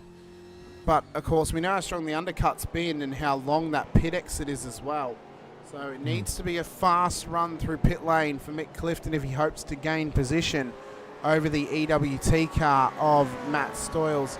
I do apologise, but I'm going to have to take away the sound portion of the stream for you because I'm getting a bit of an encoding error on OBS. So we'll just try and sort that out by getting rid of that. Brad Doble's exiting pit lane now. Mick Clifton's exiting now as well. Stoyles is coming through 1-2. Clifton has managed to jump him in pit lane, so good gain there for Clifton. Gets him out the way of the EWT car. Corrected order should see him around about P7 on the road as the race leader's in Lorne Mackay. As is Dave Arney. Dave Arney, yep. So this will be interesting to see when they come out of pits. I would say, Brett, Halil's going to go an extra lap and get an extra point here for leading one lap of this race because Brad hasn't led a lap. And what it will mean is Halil will gain a point on him if Brad remains in P4 tonight and Halil finishes below there. So it'll be a 1 point game for him across the race with the drop round involved as well. Just taking everything he can. Cesar remains out there, leads a lap, gets his extra point when he comes round. He'll still be the race leader when he crosses the start-finish line. And we'll see what happens when he eventually comes into pits as well. Griffiths and Crosby have stayed out there as well. Rick Viger has stayed out. Mackay away and Arnie away, so there was only probably about a second or so between those. And Bale's a bit too far behind to really gain anything out of it. Importantly as well, he's remained ahead of Brad Doble, so Alistair Bales could be on for his first Vets podium tonight here in Split 2 if he can remain in this position, but he's got a hard-charging Brad Doble trying to chase him down as Mackay and Arnie exit pit lane, and they come out in projected P1 and P2 once again. If either one of them win here tonight, Brett, it will be our 8th different winner of the season. We've already broken the record for most different winners in a single season. We did it last week with our 7th. We'll continue to break it tonight with our 8th, and with a possible 9 on offer next week at Okayama. Anything can happen, and it really comes back to the importance, as I said at the start of the season, you need 2 wins to win the championship, and at the moment the only man with 2 is the race leader Halil Cesar, who needs his second stop here tonight. He's the only one with multiple wins this season, and at the moment he is the very heavy championship favourite. In terms of importance for this team, Brett, it will mean that they've gone the last 3 seasons, Split 4, Split 3, Split 2 championship. Wow. And, they've obviously got things working in that team that are actually working for them. Sorry, I was just also watching Dave Arney, and he came out of pits at about on the heels. 0.7. And it was 0.7. He's closed that gap to about 0.5, just ticked over to 0.6. So this is on. This is on. Lap 33 underway at the moment of 48. So this is going to be on for first and second. Now these guys have been battling it the whole race. Neither of them have won a race this season. Oh. None of the current projected podium finishers have won a race this season. Bales has never won a race in Split 2. I'm unsure about Dave Arney. Dave can correct me. I know he's in the chat if he has or not. I know Lorne has. He won a race that I believe he won the Sandown race back in season 20. So Cesar's just exiting pits now. Doble's gone past. Heddersheet's gone past. Clifton. Cesar's coming out of... This is going to be close with Heddersheet and Clifton. Close. Yeah. He's come out in between them, splits the gap, and is right behind Simon Heddersheet. So work to be done for Cesar. He thought he offloaded him earlier in the race. Well, now he has to make the position. He doesn't have to, but he may want to if he wants to he'd keep like to. his streak of finishing inside of the top 5. That would be the hope and goal for Halil Cesar. If he can finish in the top 5, it will be 8 top 5 finishes in a row, which I'd have to look back in the history books, maybe most ever for in a row. I'll have to double check those stats for you, Brett. Yeah, but to me right now, it seems like it is correct. Yeah, no, that's huge stats. That's incredible Griffiths stats. is in as well. Yep. Out of the race lead. Rick Viger still needs his second stop. Let's see if he follows suit. No. Oh, yeah, he's coming in. Here we go. So after this, we'll be on corrected order. Yep. So Lorne Mackay will retake the race lead. 0.75 of a second back off of him at the moment. Dave Arney landing his chopper into pole position tonight. Could he land his chopper into a race win? It'll be a second podium in a row for him if he can hold out here in P2. Finished P3 last week at the amazing end of the bend, as to say. Dave Arney's just come alive in this the closest stages of this series. It's fantastic to see. Doble just done a best time there for his race at a 1:39.446. Well, Lorne Mackay's just set the fastest lap of the race, a 1:39.04. Now that could be a 0:39 possibly. It rounds up to the 100th for us as well. As Griffiths just exits pit lane in P8, right ahead of Shane Randall, a bit further back from him. And I tell you what, I mentioned it earlier on, good race from Randall tonight. Clean, consistent, up 7. Inside the top 10. Griffo, Randall and Crosby have all pretty well gone together. You know, Griffiths up 5, Randall up 7, Crosby up 9. So they've all done a great job to get inside of the top 10 in this race. Stoyles has done well to get to P12 up 6, Parker up 8, and a great effort as Cesar looks to get past Hedesheed. He's on the outside line as they run up towards turn 10. Hedesheed's still got this at the moment. Oh. And they're side by side still in the fast-paced turn 11. In front of him. Let's see. He's got him. Hedesheed tucks back in. So into the top 5 goes Halil Cesar. If he can remain here, as I mentioned, could be a record-breaking moment. Could be the first time we see someone finish in the top 5 8 rounds in a row in what would be a pure dominating performance this season. It's the reason why he's the bookies' favourite at this stage. And I mean, and let's not look past the facts, Brett, the small detail we mentioned earlier on. The fact that he joined in the wrong car tonight, the fact that he had no practice in this Camaro leading up to this race this evening, hasn't driven it in racing conditions yet. He's only raced the Mustang. And it's got to be a head spinner. Just anything to take you out. It's like putting the wrong undies on or something like that. Or having odd socks, and you can tell they're odd socks, you know. Yeah. The way that it can scramble the brain, and for him to lock in, and it's pretty solid. It's been a solid performance. He might be down 2 spots, but he's had a very solid race thus far. No, kudos to Cesar here for actually Kudos to Brad as well. What a strategy! Up 8 into P4. I mean, a solid performance. Up 8 spots. And he qualified in 12th, so it wasn't a slouch of a qualifying, although, you know, he probably should have qualified better. But hasn't he done a fantastic job to push himself up 8 spots into 4th spot? He's keeping this championship alive for himself. I know that Cesar's got the advantage at the moment, but Brad, he's got to be this far. He's got to be absolutely stoked with his championship so far. He's done it brilliantly. He got caught up in a couple of things. I think his first round he had a shocker. You know, he was ill. Had the flu. He was ill in the first round. So he's had a few things that were thrown at him, but mate, he has actually done a brilliant job this series. So he's done a really good job. I just hope we all have a cracking race next week.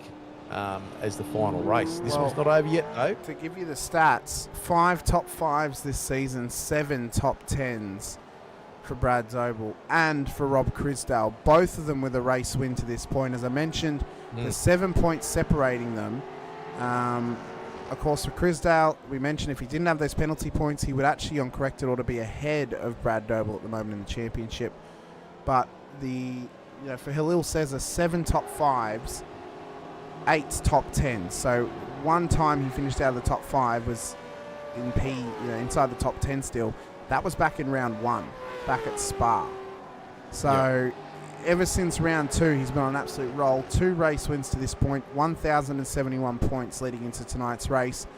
At this stage, he'd be gaining 172 points on that total, which would take him up to 1,340. No, that's wrong. 1,243 points in the lead of the championship. I mean, an incredible effort from Halil. Incredible. And just watching Halil's last lap at a 139.293, Brad doubled it at 140.139, so nearly 9/10ths difference there. So Cesar's on a charge. He's not done with this just yet. 36 laps of 48, so he's got a few more laps to go, and let's see if we can close that further. So Lorne Mackay leading the way at the moment. Dave Harney in a fantastic race tonight. A hell of a couple of weeks for him. Last week at the Bend, got his podium, got the Driver of the Day award tonight. He started pole. He sits P2 at this stage, 1.4, roughly 1.4 seconds off of the race lead. Maybe lacking a little bit of race pace compared to Mackay, but both of them have been running very similar lap times. 139.89 for Lorne last lap, 139.87 for Dave. So they're both on pace together. Can't get any closer than that. You really can't. You really can't.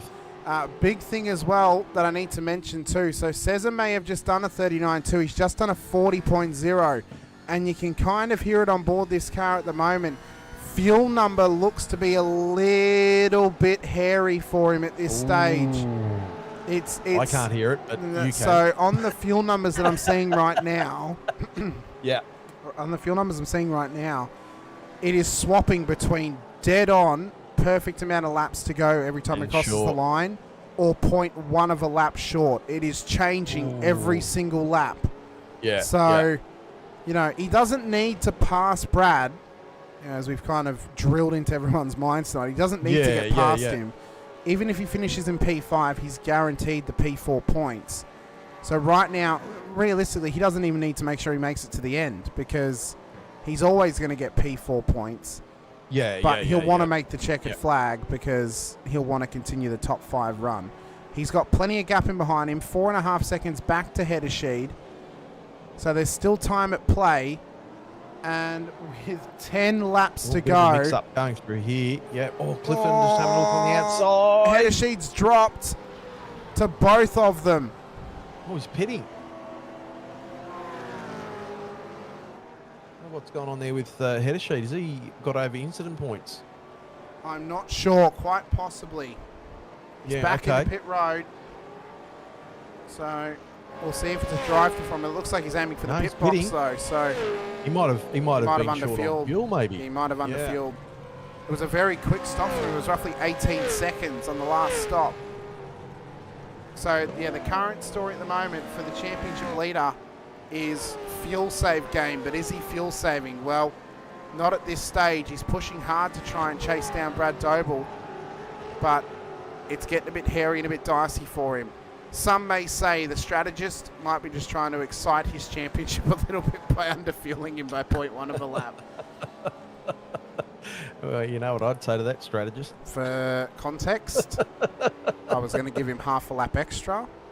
And then I thought he doesn't need the half a lap extra. And then eventually I'm like, well, could have done with it now.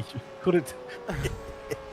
Oh, look, you do the best you can. Half a litre, actually, not half a lap. It was half a litre. So it's pretty much what he's trying to save them. I mean, it's half a litre. So Oh, look, you I think with him floating in between, 0 and 0.1, it's not much, So that's pretty good. It's good to run a tight ship.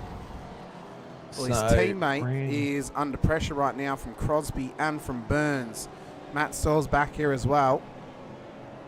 So these guys are in a tightly contested battle for the minors in amongst the top 10. Top 10 finish tonight would give good points to Randall's championship hopes of getting closer to the top 5, especially with Reece Goey away at the moment. And, of course, Rob Crisdale, well, he's not likely to drop out of the top 3, but he's losing a lot of points as well. The big issue is Lorne Mackay, who's leading this race. He looks to take home maximum points tonight of 186. Currently sits with the fastest lap, has led the most laps of this race, and has led a lap. Plus, if he wins, he'll get 181 points, so it will round up to around about 186. So that's a good points gain for Lorne. That will almost solidify him in amongst the top 5. He'll need to show up next week and get a good points performance to remain there, of course.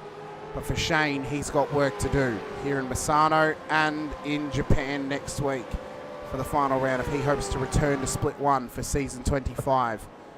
Been a lot of seasons. Just watching the numbers on Brad Doble, he's closing on Bayliss at the moment. It's dropped about 3/10 in the last half a lap, so he's on a charge. He's going to he's down to a second now, so it is closing.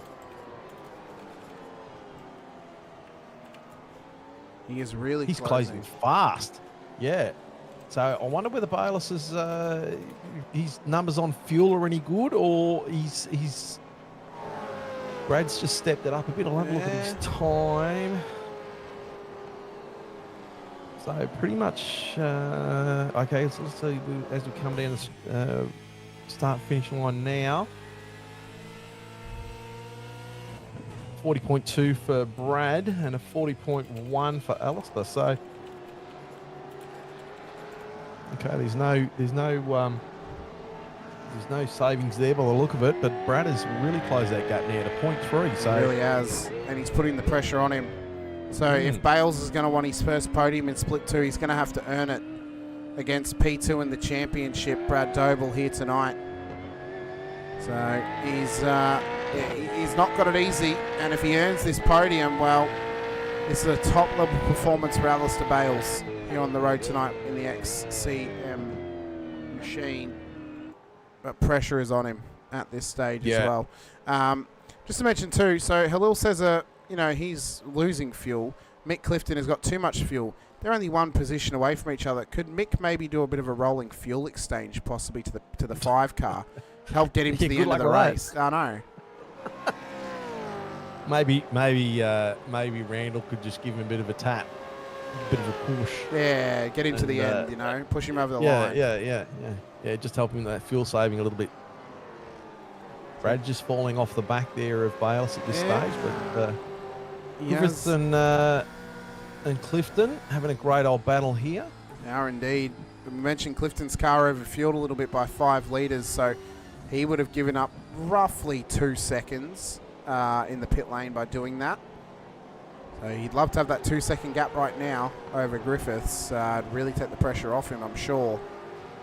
Work to be done, though. As I mentioned, if Griffo remains in Split 2 next season, do not put your nose up at him. He will be a challenger for sure. He's been a challenger many seasons prior to now. Back when he was last in Split 2 many moons ago, he was a challenger for the title. And next season, if he remains here, he'll be one once again.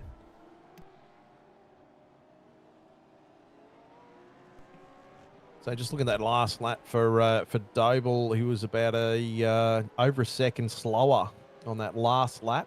So just falling off to a second now gap. So he really pushed the challenge there for a second. Then he pushed up to him, and then he's just kind of backed off. He's like, "Oh no, that's enough. I'll just sit here."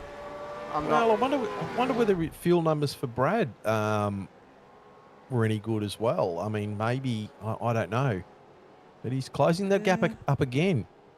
So maybe it's just different sections of the track. They're finding their feet in a couple of different sections. So it might be at play there.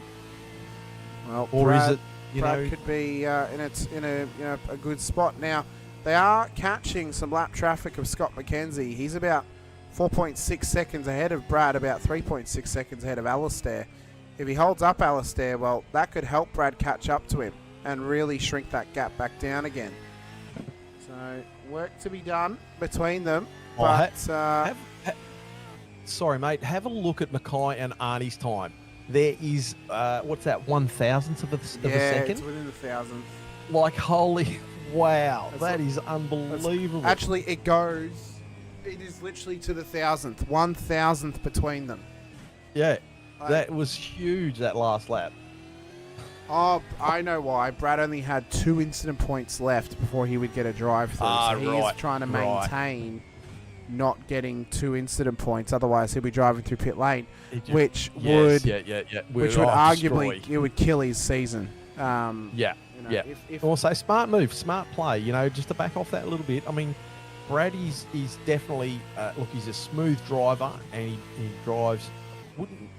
Is it conservative but he plays the right moves. He thinks about his race, and that is an absolute gem to actually just control that a little bit. Make sure he doesn't, obviously push where it could totally destroy his championship. So that's a great move by Brad. On board right now with Darren Crosby as he continues to battle away for P8 on the road. He's currently up 10 positions in this race. Randall's up 8, Griffiths up 6, a few positions ahead of these guys as well. So they've all had a phenomenal run at the Cherry here this evening. So the issue for Brad is if he gets the drive through and he drops down the order for whatever reason tonight, Brett, he'll get back 162 points. Halil would go up to P4 anyway, so he'd still get his 172, so he'd actually only drop 10 points to him. Not necessarily. I mean, it's a bad loss, obviously, to lose 10 points. You don't want to lose 10 points. It's not season destroying. It's not like it's the last round and he's dropping, undroppable points to Halil. Yeah. It would keep him within the fight. Currently, it's keeping the sauce spicy. It is indeed. Next week, pretty much so, to make his life as easy as possible for Brad, he needs to win the race. He needs to win at Okayama. He needs the second race win. If he does win and he gets all the bonus points, it goes 186 points. For Halil, he needs to finish inside of the top 7. Now, it's not impossible for Halil to do that because he actually hasn't finished below 7th this season. His lowest finish at Spa was P7. So he can do it, but that's then when the pressure would be on him. If one mistake could cause him to drop below P7, all of a sudden there's work to be done, yada, yada, yada. If it's not a race win for Doble next week, he needs to beat Halil, as it stands, by 10 positions to win the championship. Yeah, wow, yeah. And anything can happen during a race, as we've seen tonight, as we saw last week in the the week prior it was last week. Things can happen and change the outcome of a race quite quickly, and it only has to be catastrophic, and those sort of things can happen. I'm not putting the Mozza on anyone. Don't want to put the Mozza on anyone, but things can happen, and races and championships can change. They can indeed. Mick Clifton is still feeling the pressure right now from Robert Griffiths, who is continuing to hound the back of that XSR Mustang as they look to fight through towards the checkered flag. Griffo is right there and ready to pounce on a mistake, but a slight wide run in the last corner. Wide. That'll cost him big time on the lead on to lap 44. We've got 5 laps to go, Brett, before drop rounds are done. Before we head to Okayama next week, no droppables. Next week, that's it. That's where it's decided in the final round of the championship. And the minors are still to play for a lot of drivers. The egos are still at risk of being broken or being patched up just a little bit. As I said, at this stage, it looks like that top 5 is probably pretty well decided, although Bales is still under slight pressure from Brad Doble for P4 and P3 on the road, but but the thing is too that like we discovered before, that Brad only had a couple of incident points. I did watch the last couple of laps where Brad really closed up with point 3, so he's still not afraid to have a crack. He's not. And, he might be thinking, let's just put the pressure on, hope for a mistake, and let's see if we can get the position for free. That would be the hope now for Brad. If that can happen, he'll get 3 points on Halil Cesar. 3 points then would drop it back down. Or no, sorry, he'd only get 2 because Halil has the extra point for leading a lap tonight. So to drop the gap down to 22 points, the difference between them, which will change the math up a little bit for where they need to finish next week. But it's high pressure moments, and it's high pressure in this championship leading into the final round next week at Okayama. It's all come together for a fantastic crescendo to the end of this season. Season 24 is it is lit up. I mean, multiple records broken, a history-making season thus far. Just to run you down some of the records that we've broken this season. So we broke down, we broke the record for most consecutive different winners in the first 5 rounds of the championship. So prior to this season, we'd only ever had 4 different winners in a row for the first 4 rounds. This season, Road America, we broke that, got a 5th different winner. We then broke that record again the week after and went 6 different winners from 6 races. And then we also broke the record 2 weeks later of most different winners in a single season by getting to 7. As Jeremy Bush is just struggling back here, let's put more gravel onto that corner now. As it stands tonight, we're going to break the record again and go 8 different winners in the one season, most ever for Split 2. The championship leader at this stage would finish in the top 5, 8 rounds in a row. I'm pretty confident to say that I think that may be the first time that's ever happened, or most consecutive top 5 finishes by a driver. And that's phenomenal. A phenomenal effort. And the championship is still close. It is still close. Now, last season we had 5 drivers in with a chance of winning the title into the last round. This season, as it stands, there'll still be 5 drivers, but realistically speaking, and statistically speaking, it's the top 3 we're worried about. It's Crisdale, Doble, and Cesar. They're the 3 that are going to be challenging next week for the championship. Barring they miss the round or they don't score points, that's when we look at the other 2 drivers inside of the top 5.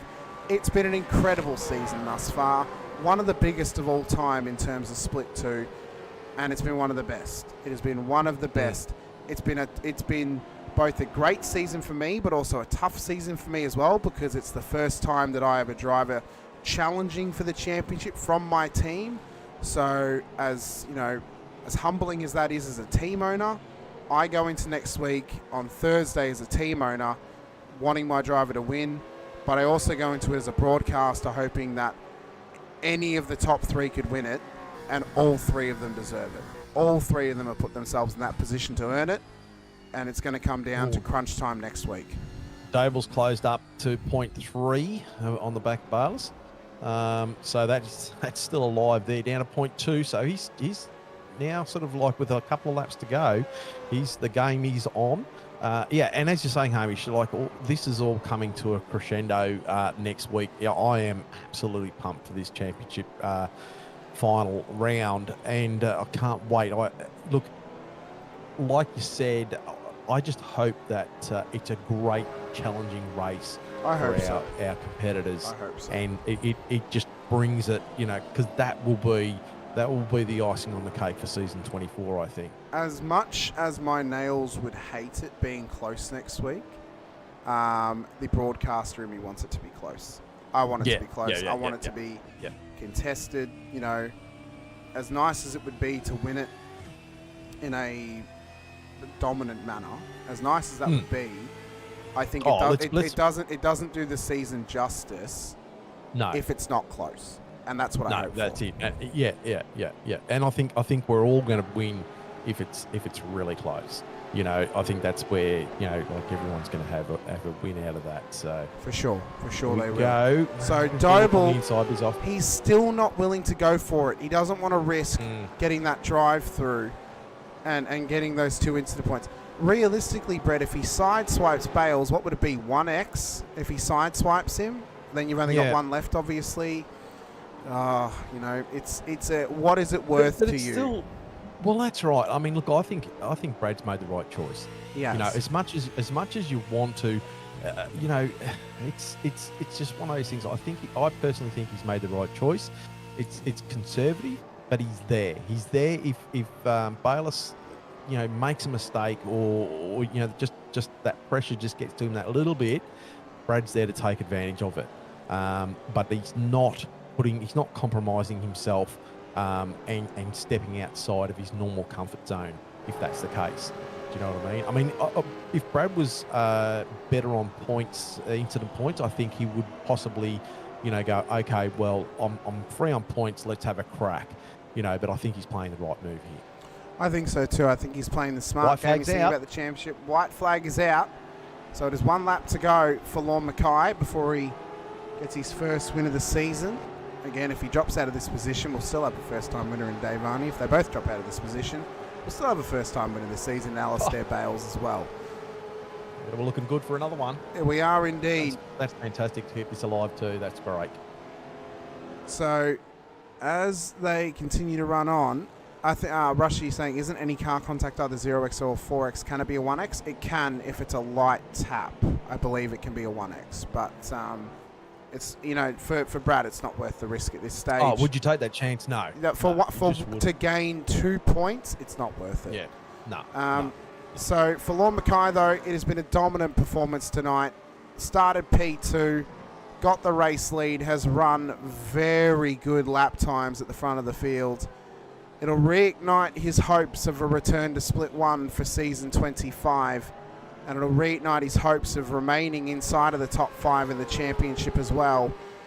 8 times it looks to happen this season. Most of all time in Split 2. Lorne Mackay will come up to the start-finish line and he'll win in Misano for the first time this season. Our inaugural winner at this circuit. Dave Varney comes home in a very impressive P2.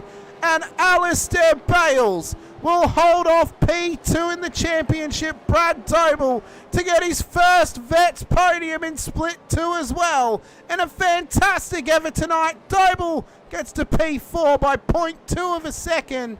And Halil Cesar, 8 races in a row, 8 top 5s in a fantastic effort from the championship leader. Mick Clifton in P6 tonight remained where he started. Griffiths up 6 into P7. Randall up 8 into P8. Crosby up 10 into P9.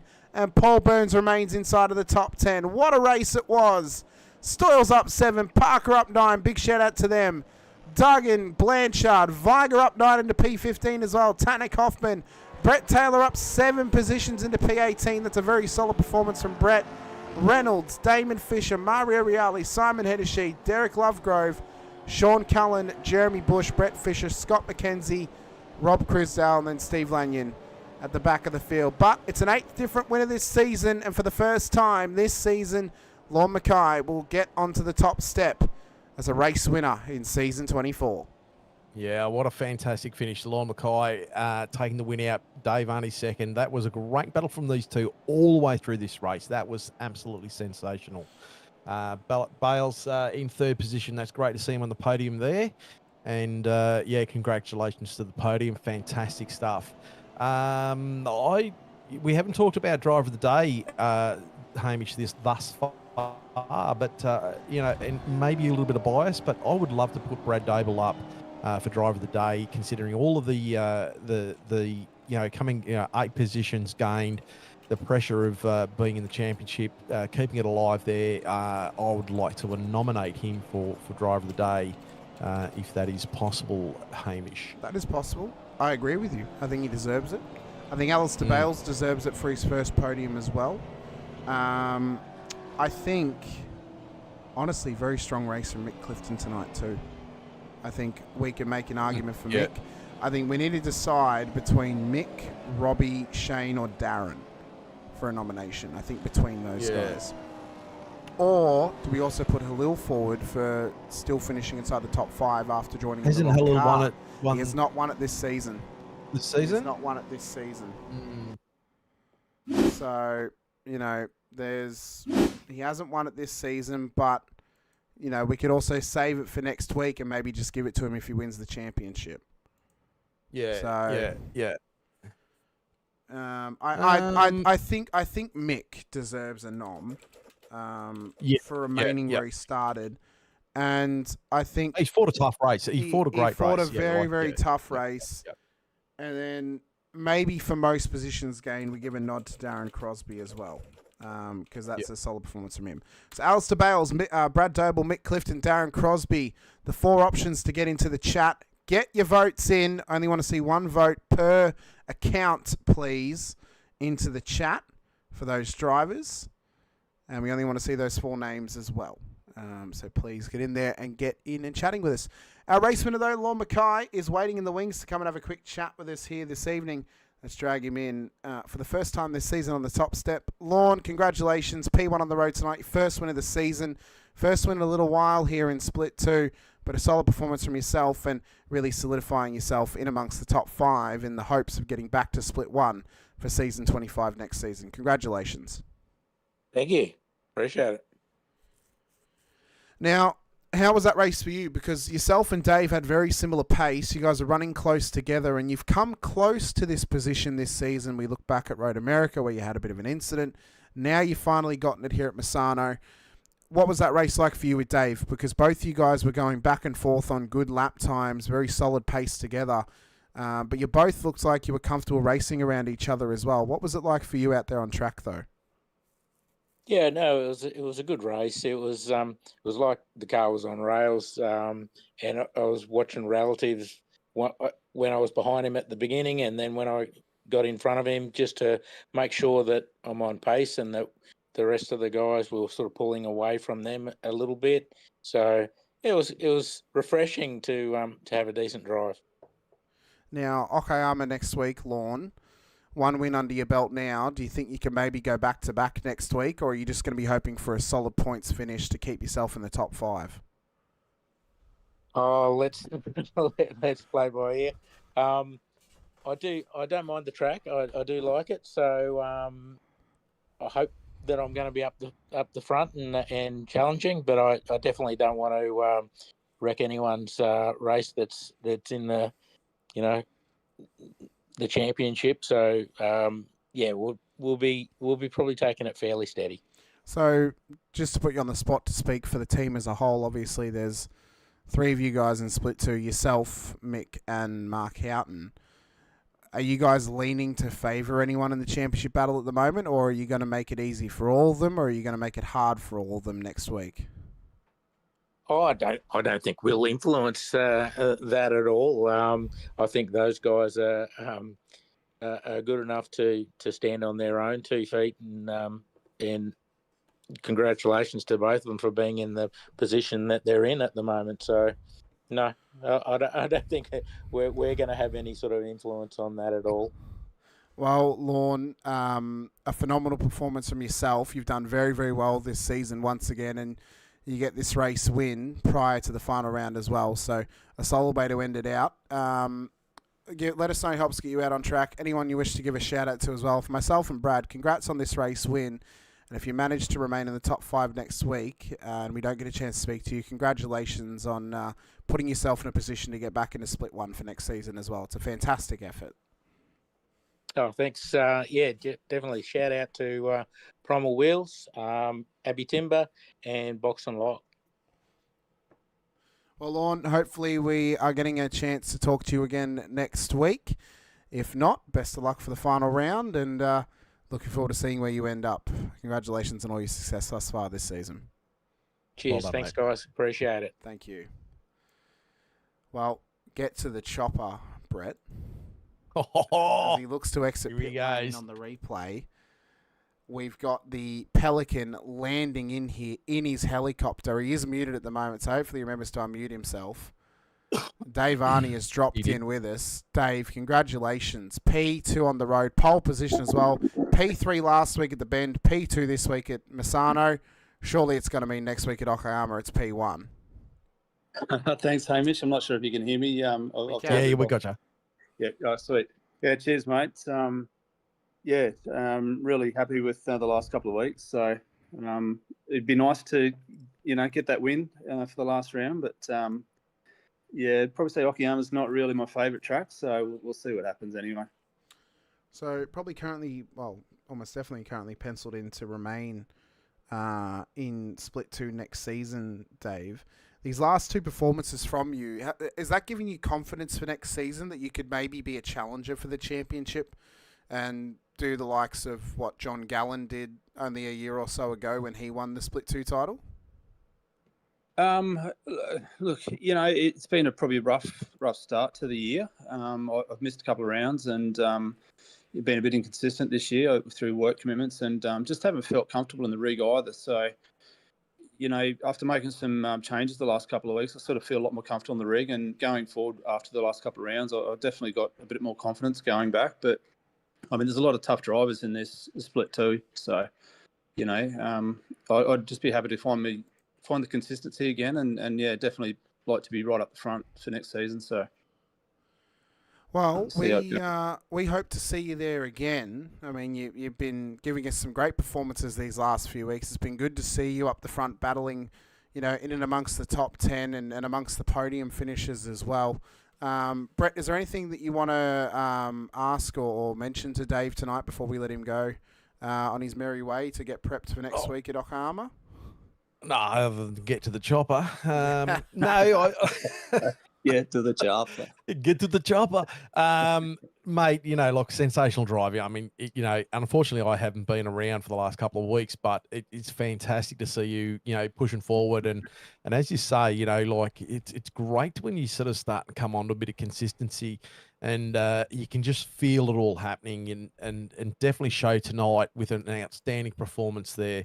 With both you and Lorne, having a great race there, you must be sort of like stoked with, like you were just saying before, like you're ending the season on a high, hopefully having a great race next week, and hopefully that's good prep for your next season, season 25. Because if it's like anything like this season, I tell you, mate, we're on for another cracker. Yeah, cheers, Brett. Yeah, the last couple of seasons have been crackers. I mean, every driver's just up their game, and the skill level of every driver is just so close, and it's good to see, and it's such a great league to be a part of. Hopefully the momentum that has sort of come over the last couple of rounds, we can take that forward, which would be great. Yeah, no, that's brilliant. Yeah, and it's sort of like like I feel it within the shadow racing realm as well, is that when you're working with all of your team and things like that, and things start to sort of like tick away, you do feel that lift, and once you start getting that confidence, it's just a really, really good thing. And mate, you've done really well for the Pelican tonight. Congratulations, mate. Fantastic effort. Yeah, thanks, mate. Much appreciated. Well, Dave, peace on the road tonight, and a fantastic performance once again off the back of a pole position as well. Let us know, helps you out on track. Anyone you want to give a shout out to as well, for myself and Brett, just congrats on the success the last few weeks, and we hope to see you continue forward into the final round next week at Okayama and into season 25 as well. Yeah, thanks, mate. Just a bit of a shout out to just all the guys and the team at PER. I mean, they've helped me over the last couple of weeks, and get my confidence back going. So, huge shout out to them. Just a couple of sponsors: Lake Edge Holiday Units in Burra Lake, New South Wales, Major Garage, One Shot Pest Control Management, Ulladulla, Truck Racer, 8 Rivers Photography, our partner at W Energy. And a huge shout out and thank you to all the team behind Vets, Race Control, and all the admin who make what is a great league. And of course to yourself, Hamish, Brett, and also Scotty that jumps in when Brett can't be there. Thanks to the broadcast for every Saturday night. And I guess just all the other drivers as well. Huge shout out to them, and congratulations to Lorne tonight. He did a great job, towards the end there, and also to Alistair for his first podium. Well, Dave, congratulations on your success these last few weeks. Best of luck next week at Okayama, and if we don't get a chance to speak to you, best of luck next season as well. Looking forward to seeing how you go out on track. Thanks, Hamish. Thanks, Brett. Much appreciated. Yeah, well done, Dave. Well done, Dave. Thank you. Just got to see, mate. Well, Brett, next up, it is not a podium finisher here tonight. It is our Driver of the Day winner, as decided by the chat out there watching along with us as well. Receiving our Chubby Buns Burgers Driver of the Day award. If I can actually find the driver, that would be absolutely spectacular. Here he is. He's in pit lane. He's in pit lane, celebrating already. It's just married Mick Clifton. Mick, congratulations. Driver of the Day award here this evening. You had the just married in the cans on the back of the car. How much aerodynamic drag did they give to your car? It obviously didn't affect you too much, but was there much effect coming off the back of that Mustang? Nah, just the noise. It was a bit rattly. So did you drink? Used to that in the Ford though. Did you drink the cans yourself, or did you have to pinch them off the missus, or I drank them. Oh, that's I good. had some drinks last week. I don't drink, so Oh, hit well, me that's all pretty right. hard. Well, that's all right then. Well, a solid performance, Mick. You've been really chipping away at some good performances this season. Sit amongst the top 10 in the championship with a hopeful chance at the top 5 this season as well, which would see you go to Split 1, I believe, for the first time. What are you hopeful for going forward throughout the rest of this season? Are you hoping that maybe you can continue to push forward, or how's the improvement been for you, and how has it been affecting you this season as well in running up and amongst this top 10 but getting the performances out of it? Yeah, I had to back off a little bit in the mid-season because I was making too many mistakes. I hit a couple of people, so I just slowed down a little bit and just trying to get my consistency back now at that speed. Well, I mean, your consistency's been getting better and better. Obviously, I've followed your racing journey for quite a long time, from my time over in SRW, but then also here in Vets as well. And you've just gone from strength to strength over the seasons. There's been a couple of hiccups here or there, but that comes in any driver's experience, or any driver's season. And I think, you're starting to put together some good performances, but also to hear you self-reflect like that and make those changes. It's a very mature race driver thought process to do, is to self-reflect and then make those changes mid-season. And I think it's paying off for you at the moment. And I think even if you don't finish in the top 5 this season and you remain in Split 2, there's a lot of highs you can take out of this season looking into season 25, where you could very well be a challenger next season by continuing to self-reflect, continuing to self-improve, and just continuing to chip away at good performances, keeping up the consistency, because, as we've seen this season, consistency can win you a championship, and it's more important than race wins, because, we've had so many different race winners that there's only one who's won multiple, and even then it's only one more than the others. So consistency's been more important this season than any other season we've had prior. Yeah, I think this is the closest season I've been in the racing, and in practice it was a 1 second for the top 30 or something, or for everyone. We were all in the 39s or whatever, one track. So it's amazing how tight the racing is, Dave. Sorry, Mick. And it just goes to show how close the split is, in those results. And every time I look at the qualifying and things like that, it's just amazing that, over 1 second, how many drivers are within that second. It's just phenomenal. But mate, well done on the driver of the day tonight. That's cheers, fantastic. my first one. Finally. Yeah, well done. Yeah, you'll be able to celebrate. You've had a couple of weeks of good celebrations, haven't you? Yeah, got married. Thanks for all the congrats too. Thanks, Hamish. No worries. Brett. Did you tell Sinker? No, I haven't spoke to Sinker yet. I'm sure he'd lose Sunday race. He'd lose his head if he found out by now. So yeah, I joined ASR on the Tuesday and I was racing there on the Sunday in SRW, but they cancelled it. No. What a I'll shame. have to find somewhere to fit in. Yeah. Oh, I'm sure you will find somewhere. But congratulations on the Driver of the Day award tonight, Mick. Congrats thanks, as well. Hamish. Thanks for all who voted. Yeah, everyone. It was everyone who voted for you, Mick. So you won it unanimously tonight. But best of luck at Okayama next week. Let's see if you can sneak your way into the top 5 and into Split 1 next season. But congrats on the success, and best of luck in the final round. Yeah, thanks, guys. Thanks to Chubby Buns and the V8 Vets League and the team. Bunch of legends. No worries, Mick. Thank you. Yeah. He is a great character, Brett. I love getting to have a chat to Mick, and I think it's probably the first time I've actually ever gotten to speak to him on a Vets broadcast. It's he's an incredible character, and deserves it as well. He's the a V8 Vets has a lot of great characters amongst it, and it's great to chat to a lot of them too. It's really, really good. Hamish, I think we are in for a big treat next week. We are to indeed. Close out season 24. Mate, I'm pumped. All the light bulbs on the top of the drag tree have been lit, and we are ready to just let it rip down the quarter mile. Although that's not accurate. But you know what I'm saying is that everything's in place. to be an absolute cracker of a finale here.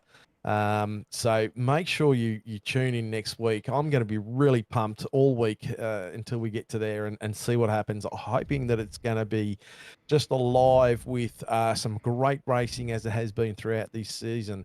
And it'll be a great one next Saturday night, mate. Well, we'll enter the forest in Okayama next week with 3 challenges of the championship. We'll walk out of the forest with 1 surviving as the champion. Will it be Halil Cesar, Brad Doble, or Rob Crisdale, who walks out of Japan next time out as the Season 24 Split 2 champion? All the action coming your way live on the Racecraft Simulations V8 Veterans YouTube channel, as well as the Infinity Broadcasting channel as well. If you want to help support us here in Infinity Broadcasting, head over to our channel, click the like, the subscribe, the bell icon as well.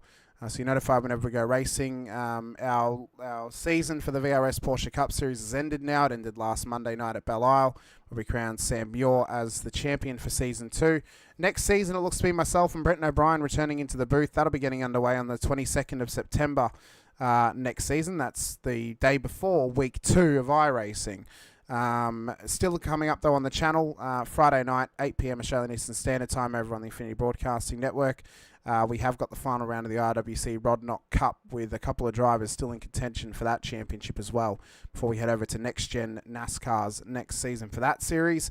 If you're watching on the Vets channel, hit the like button, and subscribe to the bell icon as well so you're notified whenever we go racing here with the Split 2, Split 3 and Split 4 action. Split 4 going live tomorrow night, 7:30 p.m. Australian Eastern Standard Time, as that race and that series, or that split, I should say, continues to rocket its way forward. Now, Brett, I'm going to pose a question to you on whether we should maybe break another little rule this season. Now, normally we wait till the final round, and as people who've watched for a while, I like to theme the thumbnails for the upcoming season. And I gave a little hint last week as to what the theme was for next season. I said it was very close to home for Mr. Scott Gamble. Now, my question is, should we reveal it tonight? Or should we wait till next week and reveal it at the end of the show next week, leading in, obviously, to Season 25 a few weeks later? I reckon we'll reveal it next week. Oh, I reckon we'll reveal it next week. A man for big moments. I like it. Well, yeah, you got to set the hook. You've got to put the bait on, and then you've got to wait to see what you get. I'll give another hint leading into next week. We'll have to see how the chips fall in the championship to determine who will be the champion, of course, at Okayama. That's your hint for the Season 25 thumbnail theme and what it may look like for next season. Take with that what you will. But I'm looking forward to it. Next week's going to be a massive show, a massive final round of the season once again. We go into the final round at Okayama, and then we're away for a couple of weeks before we go racing again for Season 25. For the 25th time, 10 rounds, over 40 drivers, 50 of them in Split 2 go racing again. It's going to be a fantastic time. Massive shout out to all of our series sponsors once again, of course, Racecraft Simulations, the title sponsors, Logitech G, Parramatta Isuzu Ute, Play One Simgin, Nova Simsports, Südspeed Gloves, LGC Images, and Chubby Buns Burgers for the Driver of the Day award. Tonight it went the way of Mick Clifton. Next week, it could go to you. But until then, I've been Hamish Munro alongside Brett Fisher, here this evening for Round 9 of Season 24 of the Racecraft Simulations V8 Veterans Split 2 action. We'll see you guys next week at Okayama for the final round. But until then, stay safe, drive hard, and as always, bye for now.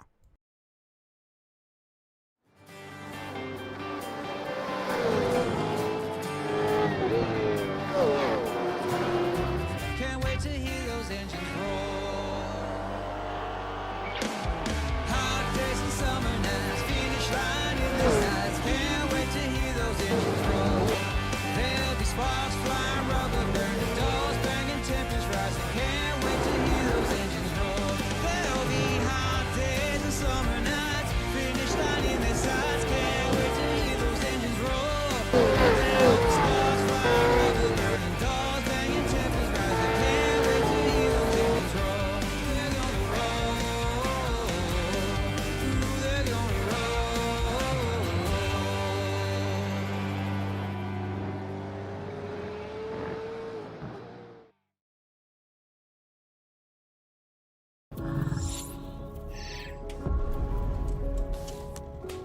The Racing Series is a new milestone in Logitech G. All the great old wheels, the G29, the G920, the G923, they all have their own unique way of connecting to each other, but there's no room for expansion with those products. So the question arose was, what if we were to give the opportunity for the racer to switch out from a drifting wheel to a GT rim?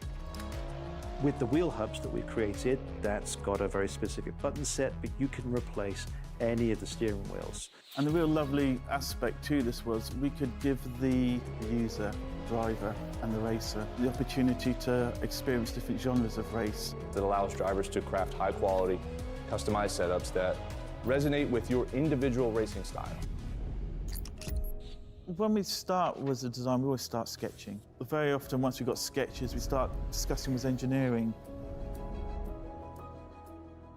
We had 3 rounds of engineering testing or user testing where we invited in users from sim racing, and every single round of feedback we refine, the product based on what they tell us.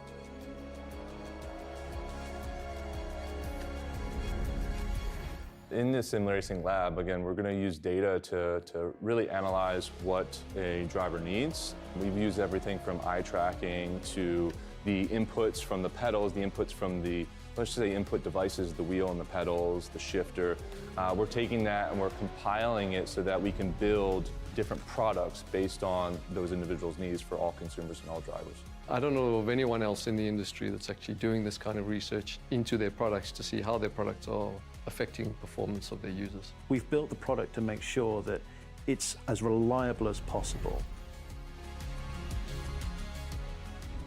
So the innovations in engineering that I'd say we're most proud of is the sequential handbrake and shifter toolless changeover. This is now a patented system, so it's really easy for the user to just switch between modes. If you give people the tools to do what they want, they will. They will just go off and have fun.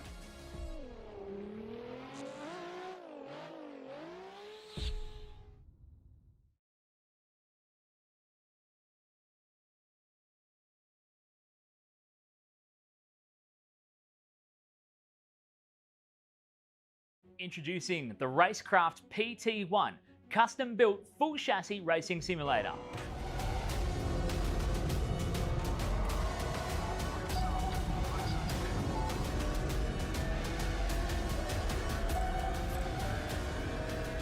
The design project, codenamed The Cage, an 80/40 extrusion chassis sitting on top of a Sigma Integrale DK2 Plus 4-point full motion actuator system.